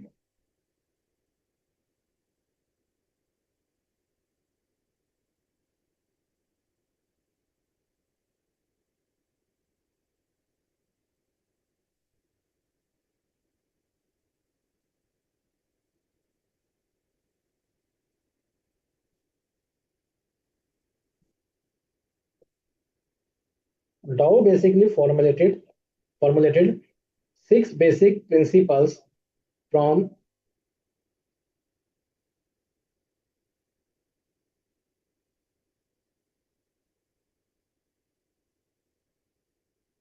his study. Okay, first is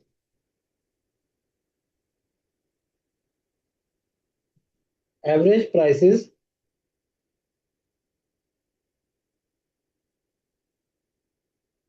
discounts everything. This is one of the basic we can say assumptions of the technical analysis. Price discounts everything. Okay, and he used basically the closing prices. And see, closing prices are very good indicator of the technical analysis, and even you have observed that whenever on a TV, etc., CNBC or any business news channel, generally they said that this share has closed at this price. So this closing price is quite indicative of that market discounts everything. Whatever development has taken place in that during the day, closing price are generally considered a very good indicator of the same.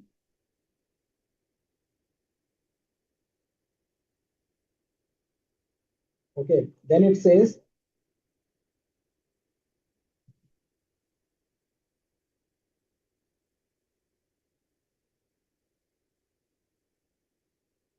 the market moves in trends. It is very important. Okay, so what are these trends are there? One is upward. Okay, when I talk about this upward trend, okay, the prices will be shared like this. This is upward trend. Okay, overall the prices are on a see. Of course, sometime it is falling, but again it is going on rising. Okay, then there is another trend is downward trend.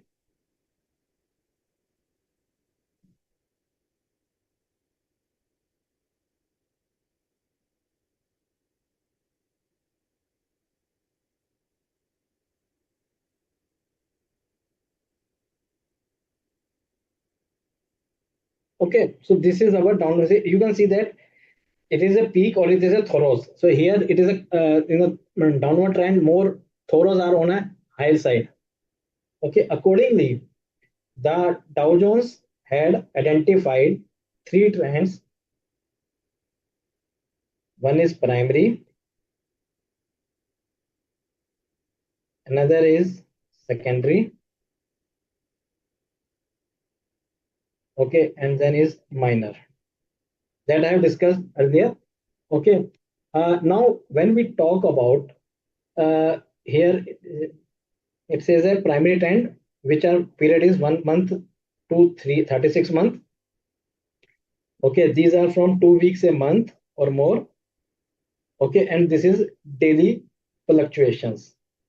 Okay, less than we can say in different books, generally 2 to 3 months vary.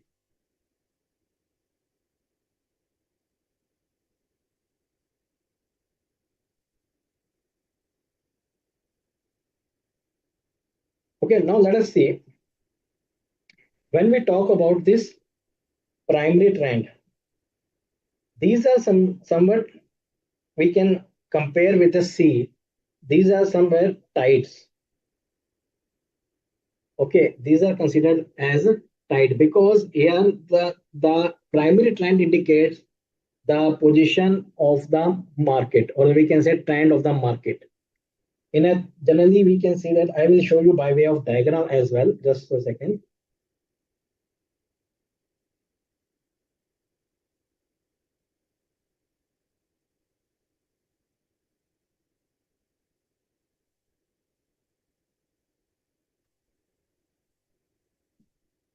Okay, let us see by way of diagram.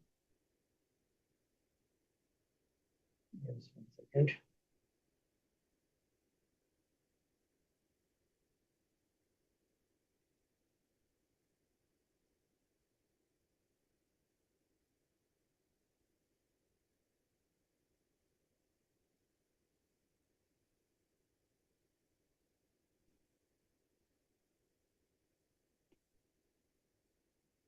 Okay, now when we say the market moves like this,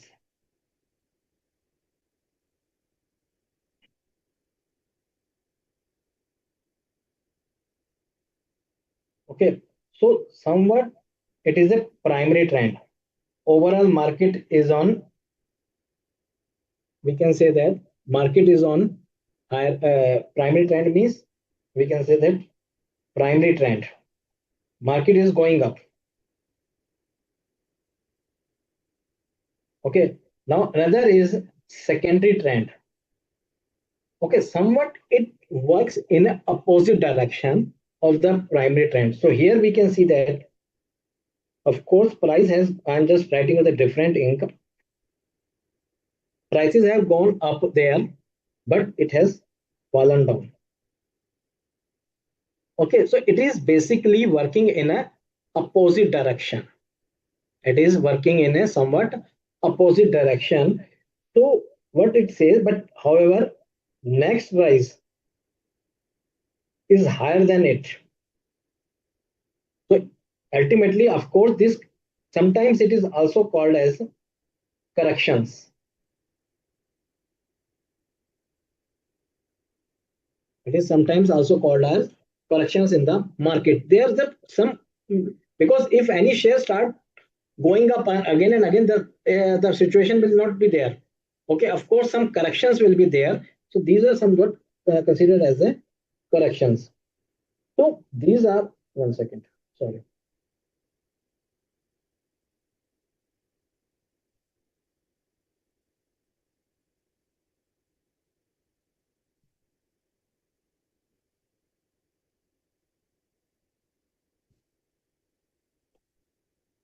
So these are something we can say it is a secondary trend, and if we compare it with the C, So it can be said that it is somewhat like that waves. Okay, it is somewhat see like compare that wave. Okay, waves are coming like this and this. Okay, now that next is minor corrections. Okay, when we talk about the minor, so it will somewhere you can see that these I do it again with a different thing. These are say these are some minor ripples. It's some little bit. Okay, in a one day the price is on a higher side, this is lower side. So this is sometimes very small changes. Okay, day to day basis. So these are, if we say that these are called, we can compare a parity, make the paired with, or we can say make a parity with the ripples in the sea. Like water is just slightly moving in the sea. So these are the basically three trends Dow have identified. Okay.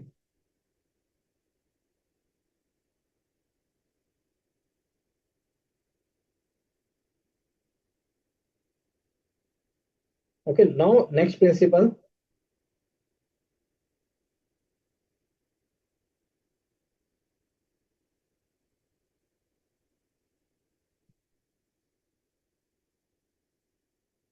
major trends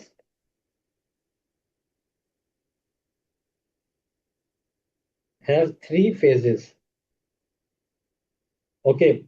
First is phase one. Okay.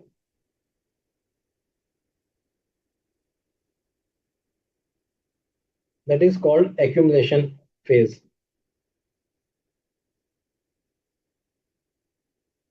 Okay. Here the investors are become informed and they start buying. Okay.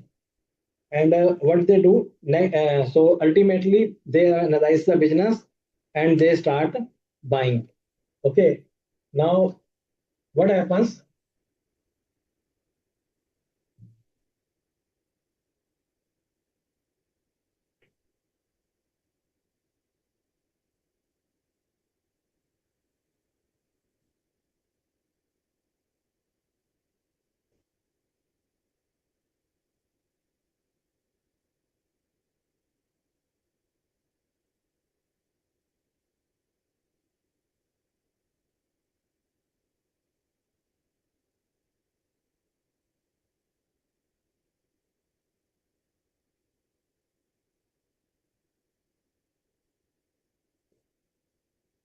Okay, somewhat when it is start moving, it will start after a certain stage.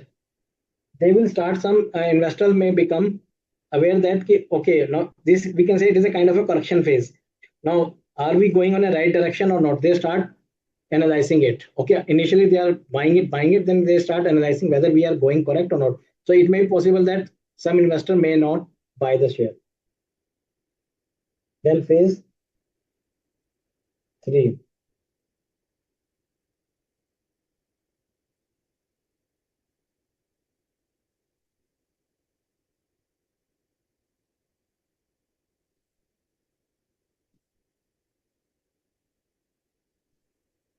as market peaks, the news become widespread. At its peak, the it becomes a widespread. Oh, market is going like this. Oh, market is going this. Okay, everyone start investing, and it has happened practically. Okay, when market is on a highest, everyone becomes the investor. Okay, even a rickshaw puller become also start investing. I remember that somewhere around in 2008, in the beginning of 2008, the share market was on a such a peak that even I remember that even my auto, I have taken one time an auto and I was discussing with my friend about the share market. He said, "Sir, I also want to invest the money. Please guide me." So it is now, of course, now in internet-based trading are there, but that time it was not that much freely available. So he said, "Ki, I want to also invest the money because I heard that the in a we become the rich buyer." So it is at this stage. Okay. So similarly, it also happens in the it is a bull phase. Okay, it is a bull phase. Similarly, same happens in the bear phase. everyone says ki now the share prices are very less. Okay, this is the last stage of the bull phase. So everyone start going, even that time everyone start market buying in the market, because now the shares are available very cheap prices. They compare dividend with the share and they find out that, oh, it is a very cheap, let us start buying. So major trends are bull phase and bearish. Okay, it is somewhat we can say that it is a bull phase.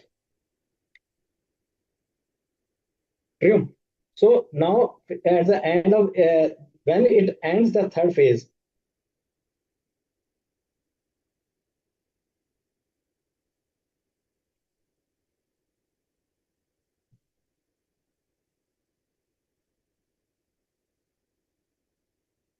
we can say direction starts changing.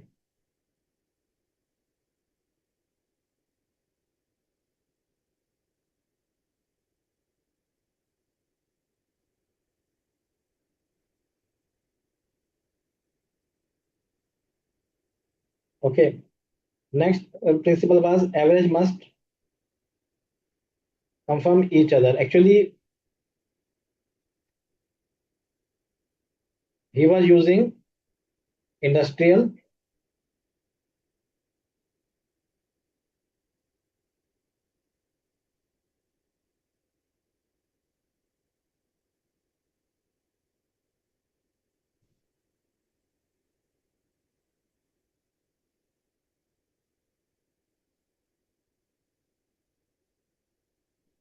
Okay. Then there are two averages. One is industrial and another is transportation. Okay. These two, they should be matched with each other. Okay, if one is rising, so another should also rising. It does not mean that one is rising, another is falling. They should be somewhere on the same line. Okay, now next principle was volume must confirm the trend. It is very important.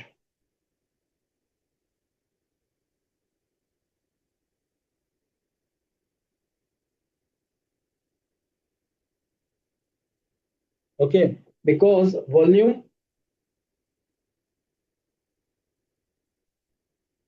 should expand in direction of major trends. It is very important. Now, when the market is bullish, everyone start buying. Okay, please sell me the share. Please sell me the share. I am want to buy. So it means volume on a higher side. Similarly, when a market is on a bearish stage, so everyone start selling. So again, selling pressure will be there. Okay, so buoyant market and we can say selling market as seller market, buoyant and seller market. This is terms are there from. Okay, in buoyant market, more demand is there or more transactions are there. So volume must come from it. Sir, if the say, price is increasing trend, it is a bullish. If keep on increasing and nobody is ready to sell that stock, then it No, is no, no, you are right. But see, beta, what happens? It is the see, market is bullish. I say sometime everyone evaluates their profit. Say if I am there, it depends on investor to investor. Okay, here the generally the investors are some investors are there who analyze. It is also said. See, please remember one thing. First of all, I forgot to make a disclaimer in this class. This class is only for academic purpose. Okay, don't indulge yourself in a trading. There is sometime what happens, an investor say कि I have purchased this share at 100 rupees. Okay, now today I am getting 500 for the same. So it may be possible for him that he will say कि, okay, let me earn my 500.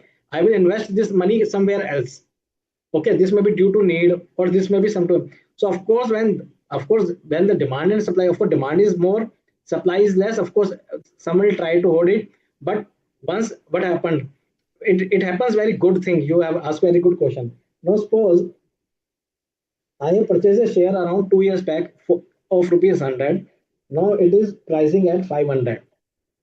Okay, someone friend might told, okay, yeah, please sell the share. It is now I say no, no, I don't want to sell. It is 500. Now I think it will go to 600, of course. But as I told you, there are some corrections in the market, that is ripples, or we can say waves. Okay, Now, when the ripples are there, now suppose if the price has come down to 490, okay, and it remains for the say 2 weeks, same, somewhere around 491, 489, somewhere move it around. I will realize that this prices may not be going that much. Okay, so I will start offloading my holding. Are you getting my point? So of course, when there are a share, so it is always depend on the volume. Volume also matters, and volume it happens. Okay, so Manathan, clear to you now?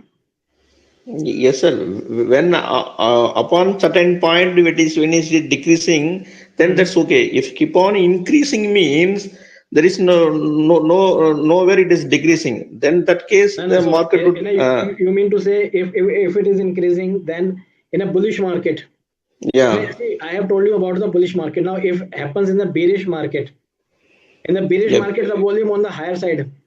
yeah, Okay, I yeah, just give you an example. I have purchased a share 100 rupee.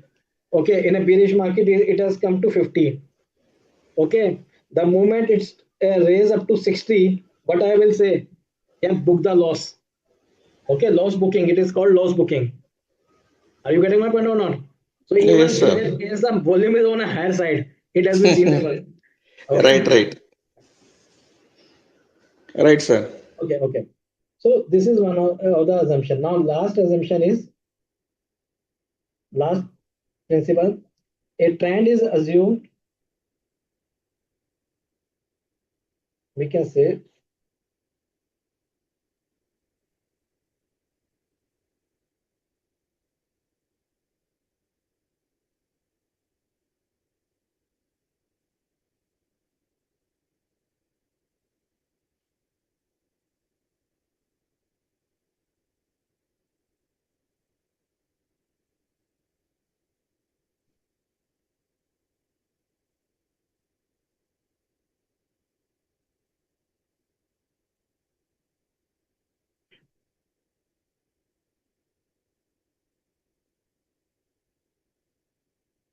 a trend is assumed to be in effect until it gives a definite signal that it has reversed.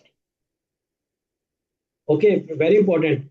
We generally assume that the trend is going like that, it will go there, but we generally what happens unless and until there are some indication, definite indication that it is going to be on a reverse direction, we assume that it will go that way alone.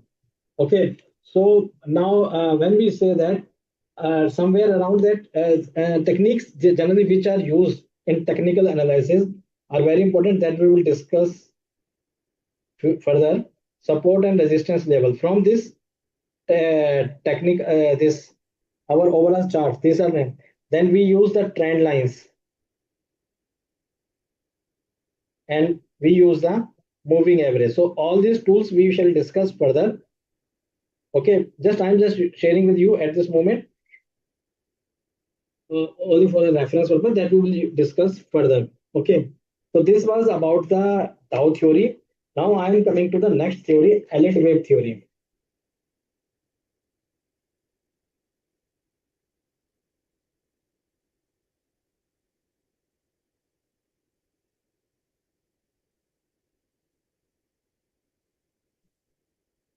Okay, now Elliott wave theory is somewhat uh, it is generally followed on the you can say that on the footpath on the path of your this Dow Jones theory, footprints of the Dow Jones theory. Now they have also analyzed the nature. Okay, so although Dow Jones theory has been somewhere formulated around in 1929, this theory has come in 1934. It was based on the analysis of 75 years of the stock price movement. From his studies, guides the price movement terms of waves. So now, while the Dow Jones has uh, propounded his theory based on trends, it has termed his theory based on the terms of waves.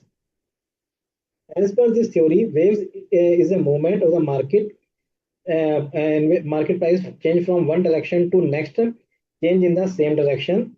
These waves can be resulted from buying and selling impulses emerging from the demand and supply pressure on the market. As I told you, The basis of the technical analysis is demand and supply. So on that basis, they have categorized, or because he have analyzed the prices, and he has categorized what are these waves. Okay, as per theories, waves can be classified into two waves. One is basic waves, another is reaction waves. Okay, so very important. These are waves shall move in the direction of the basic movement. Okay, and like bull phase or bear phase. These waves are against the basic directions of the basic movement. So accordingly, we can say that that is somewhat we can say correction. Now let us discuss the elite wave theory. Understand what is all elite wave theory is all about.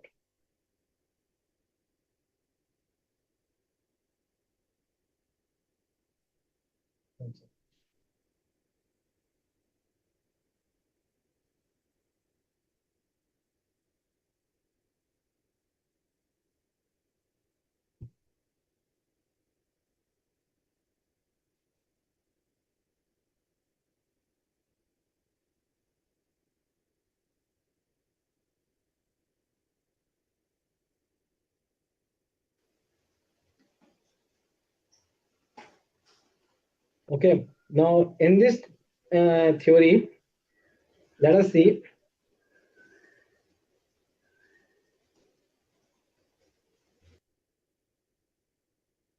I just draw out a diagram. Then it will be more clear to you.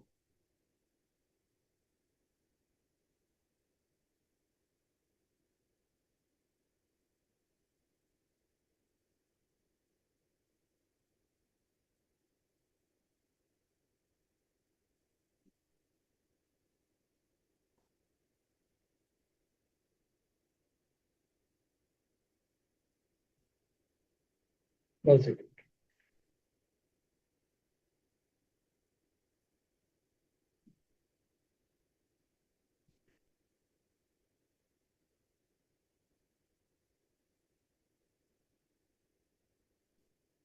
Okay, so let us see the price move like this.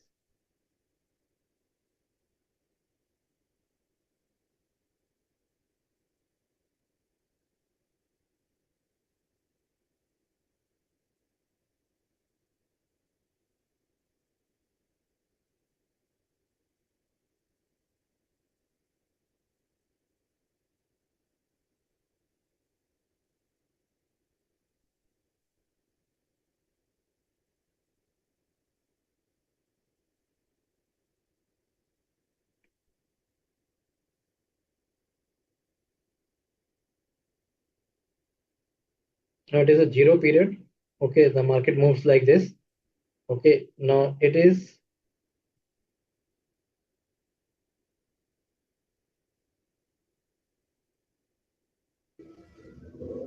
bullish phase. Okay, it is bearish phase. Yes, Yes. yes. Sir, my question is how the correction will happen, sir? How the when there is a bullish, then the downside, the correction involved, no. How the corrective movement will be corrected, sir? In the correction movement, see, it depends on the behavior. When see what happens, I just tell you when the shares, of course, there are share maybe some in demand, very in high in demand. Supply is not there as you told. Okay, so I may go for some other securities. Okay. Meanwhile, if the market, if I'm a, as I told you, I am a seller of 100. I have a buying of, I have hold the share of 100 rupees. Now the price has come to 500. Okay, I don't want to sell. Okay, the investor may be approached to me one or two times. Then he will say, okay, I will buy another share. The moment all the start investor who are interested in a particular company, they start moving to any another company, the prices will react. Okay, the prices will start falling down. Okay, then I will say, okay, now sell it 495 because there is no customer for the last 3 days. Okay, there is no order for the purchase for this. So then a small correction happens.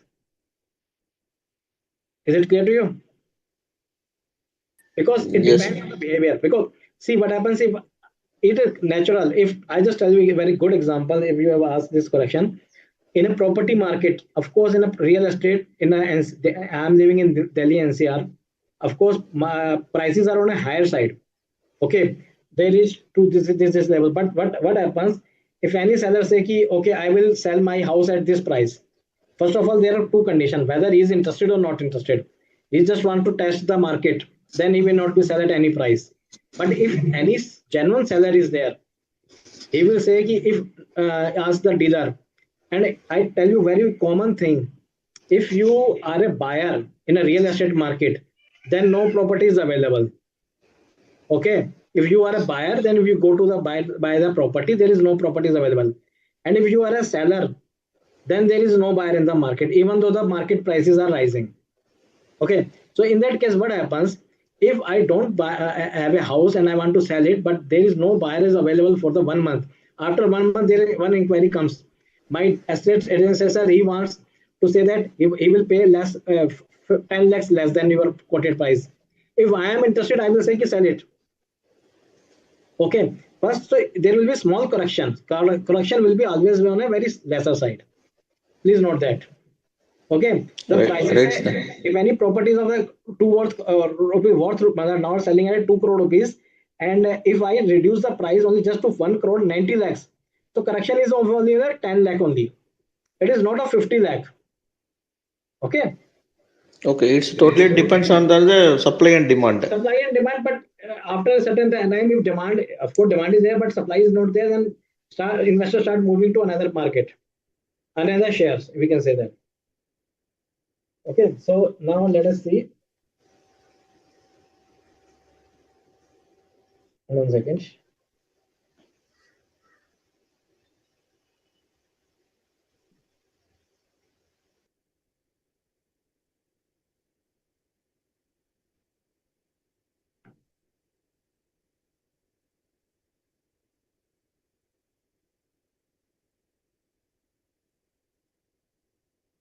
Okay, now see what he says. As the market moving up, see, if we see that as the market is moving up, it is kind of a something here, advancing phase. So this point, first 3 and 5. Okay, first 3 and 5, so they are ultimately moving. So these are points which indicates the market is advancing towards the bullish phase. Okay, so these will called impulsive waves. These are somewhat called impulsive waves. Declining phase. uh, Declining will be 2 and 4. Yeah, 2 and 4. 2 and 4. Okay, this will be called impulsive because these are major, you can say impulsive. Okay, now 2 and 4 will be called as corrective waves.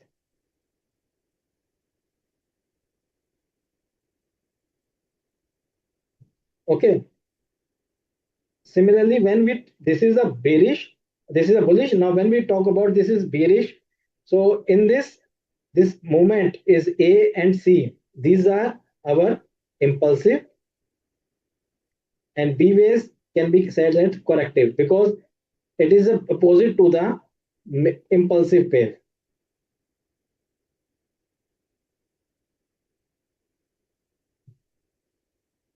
Okay, so somewhat it is, uh, we can say, it is a depend on the waves. So ultimately, Dow Jones and both are the same, only different name have been given. Now it is very important we have to identify this wave, fifth wave.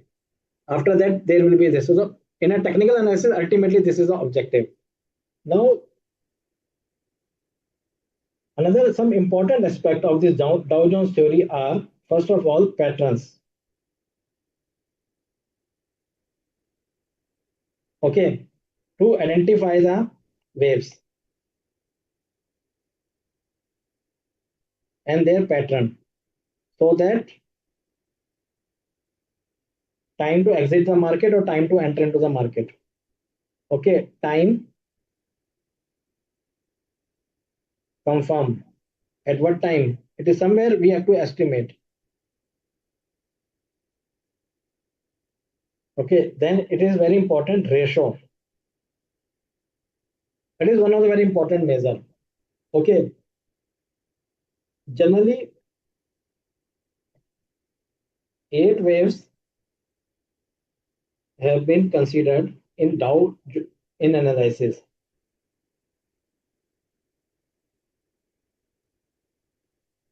And according to him, there is some relationship between these waves. Okay, what he has done, he has identified some kind of a relation. I just show you.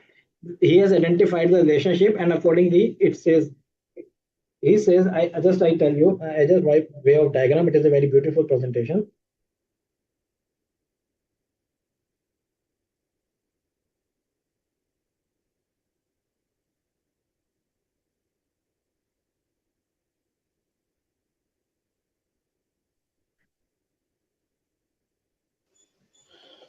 Okay, Sir, now well, there you mentioned the eight waves. What is the eight waves means that, sir?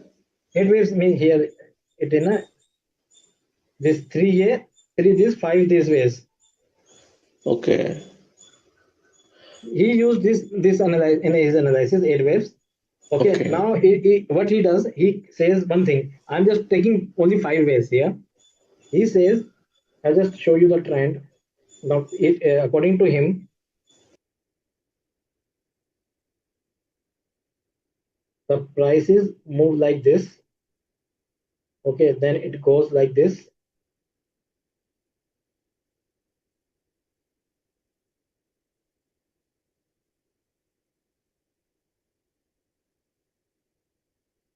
One second.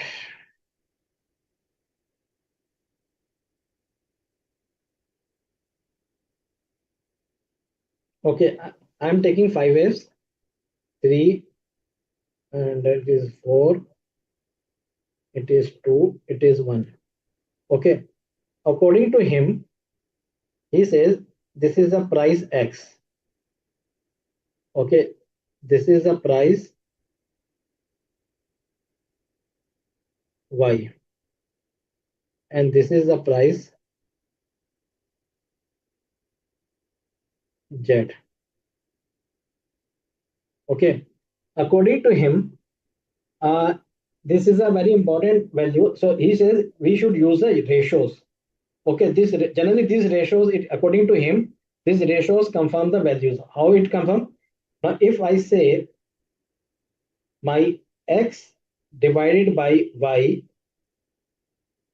should be somewhere around this much of value. Okay, so it is indicator of that. We can say that it is somewhat kind of a initial waves are coming like this. Okay, now when I say, or I can say y upon x, it should be 1.68. So somewhere this should be the criteria should be match. It is indicator of that. This is a waves are matching. Or even it says that how we identify this z value.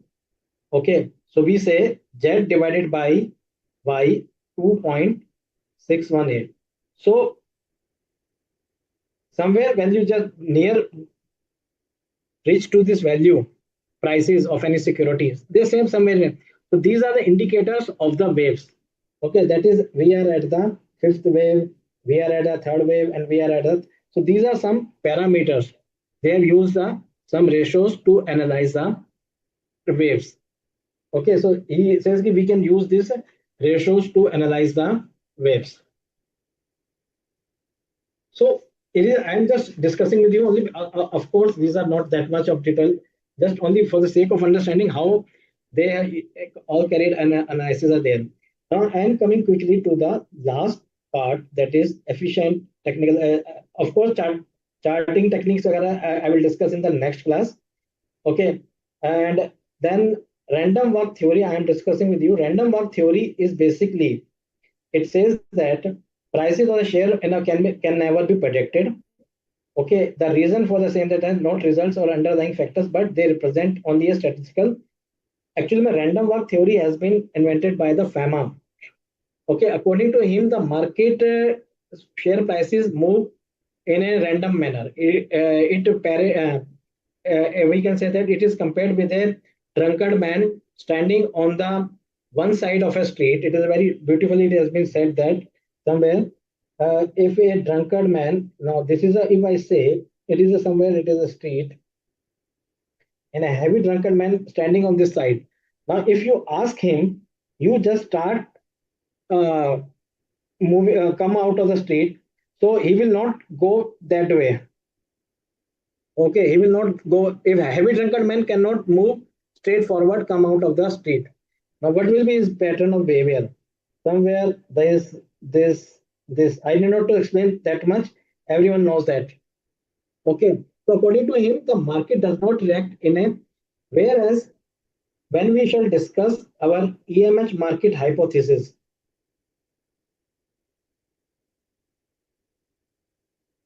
that is the third part. It is somewhat contradict it. It is somewhat contradicted. Now I am coming to this EMH. I have shown you last. This is our in our discussion. 1 second.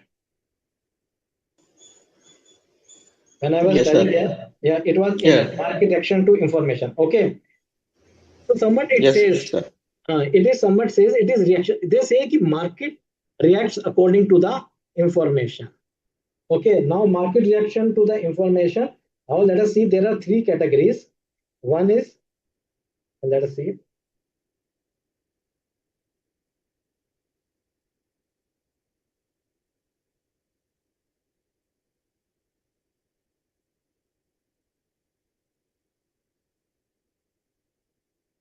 1 second.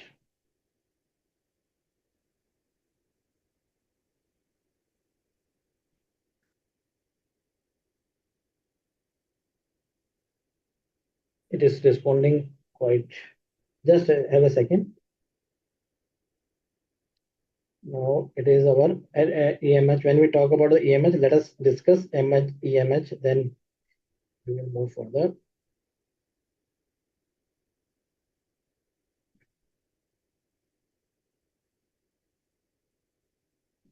One second. Just I reach to the slide, then I will discuss with you because I am linking it with your EMH. Oh, sorry, evaluation of technical. 1 second.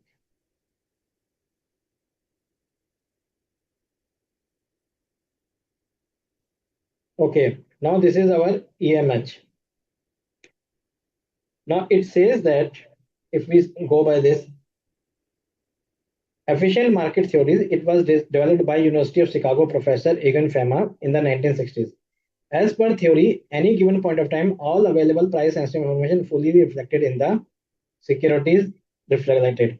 It states no one can beat the market. It is very important. It is a basic pillar of this theory that no one can beat that everyone is informed. Okay, now according to this theory, there are three forms.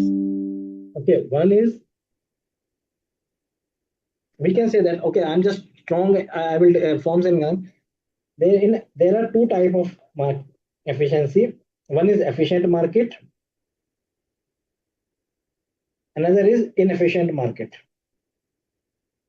Okay, now let us see what is inefficient because before discussing EMH, let us discuss what is efficient market and what is inefficient market.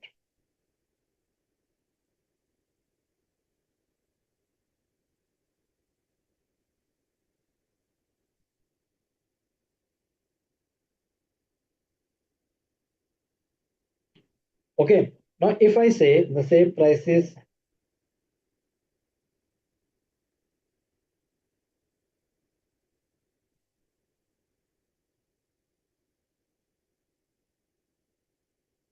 just I am in the prices. Now according to this,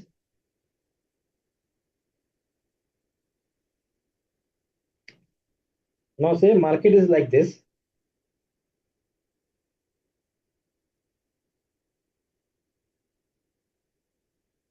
When the markets are values prices are zero, no one is buying and selling. Even it is, of course, market securities are negative. It is just only a imaginary.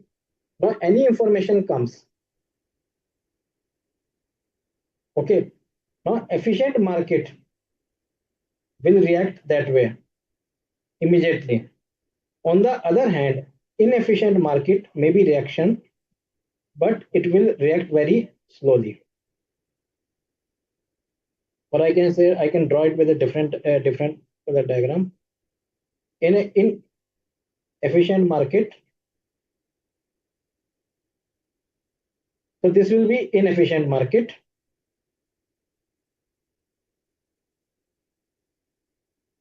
And it will be efficient market.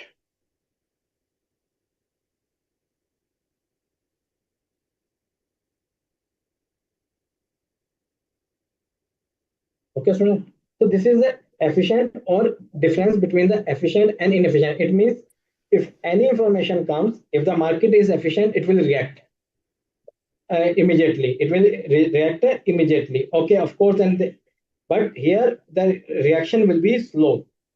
So it is called a inefficient. Accordingly, we can say that there are three forms of market efficiency.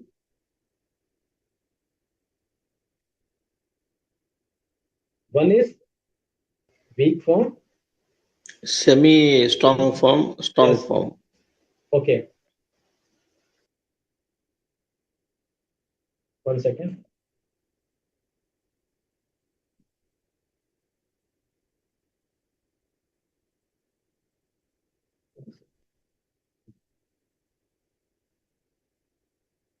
Weak form. Okay, then another is semi-strong. Then another is strong form. Weak form means the market reaction is quite late. Okay, even it is sometimes paired with the random walk theory. The market Yeah, react very late. yeah, using the past information. Post information and it react very late. Mm. Okay, semi-strong reaction on the publicly available information. It is very important. Publicly available. Any information come into the market discount it. Okay, they react it. Okay, then it is insider information. It is Private information. insider information and it is illegal. Please remember that It is illegal, right? it is illegal. Okay, sometimes like it is a very good example. I remember that there's Global Trust Bank. It was merged with the Axis Bank. So I think at that time it's somewhere around in 2009 or 10. So there was a news, but before the news come into the newspaper, some investment banker or some merchant banker concerned with the same dealing, they have started bought the share at a very low price of the Global Trust Bank because it was some swap ratio was there. So that was the insider information. So it is illegal, completely illegal. So if we present it by way somewhere of diagram, okay, somewhat we can say that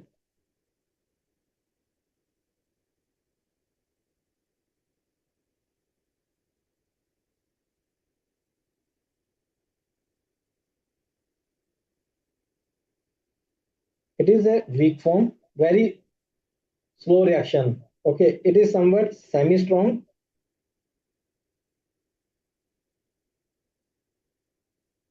and it is a strong form. Quickly reaction, very widely reaction. Okay, so it is called cumulative level of market efficiency.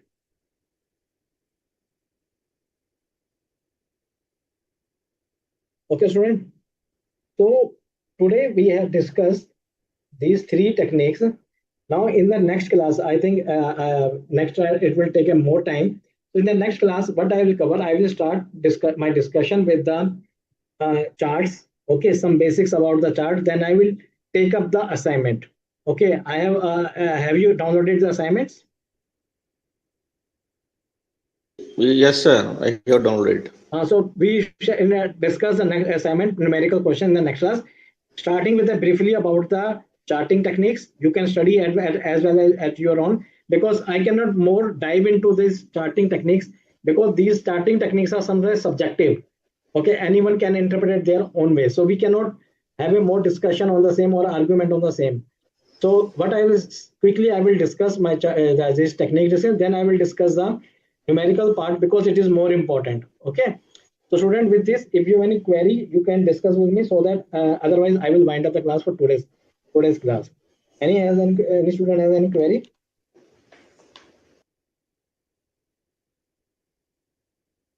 Or what I am doing, I am doing sharing my contact number as well as email ID as usual.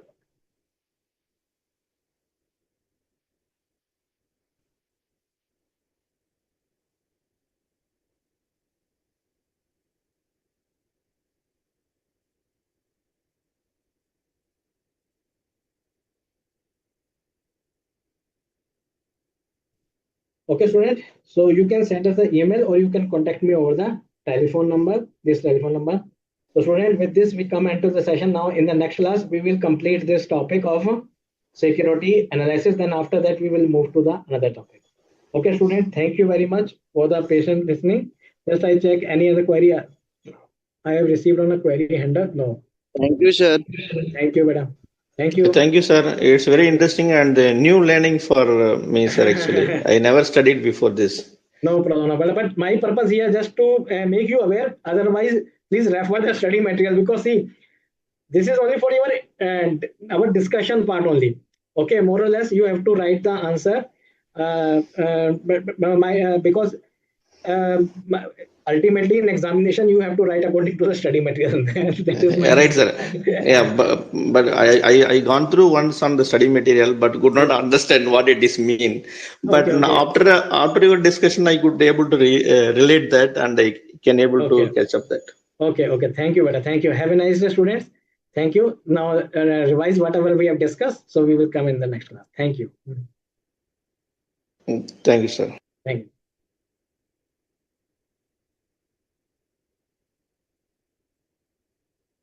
एक minute रुक जाइए जरा.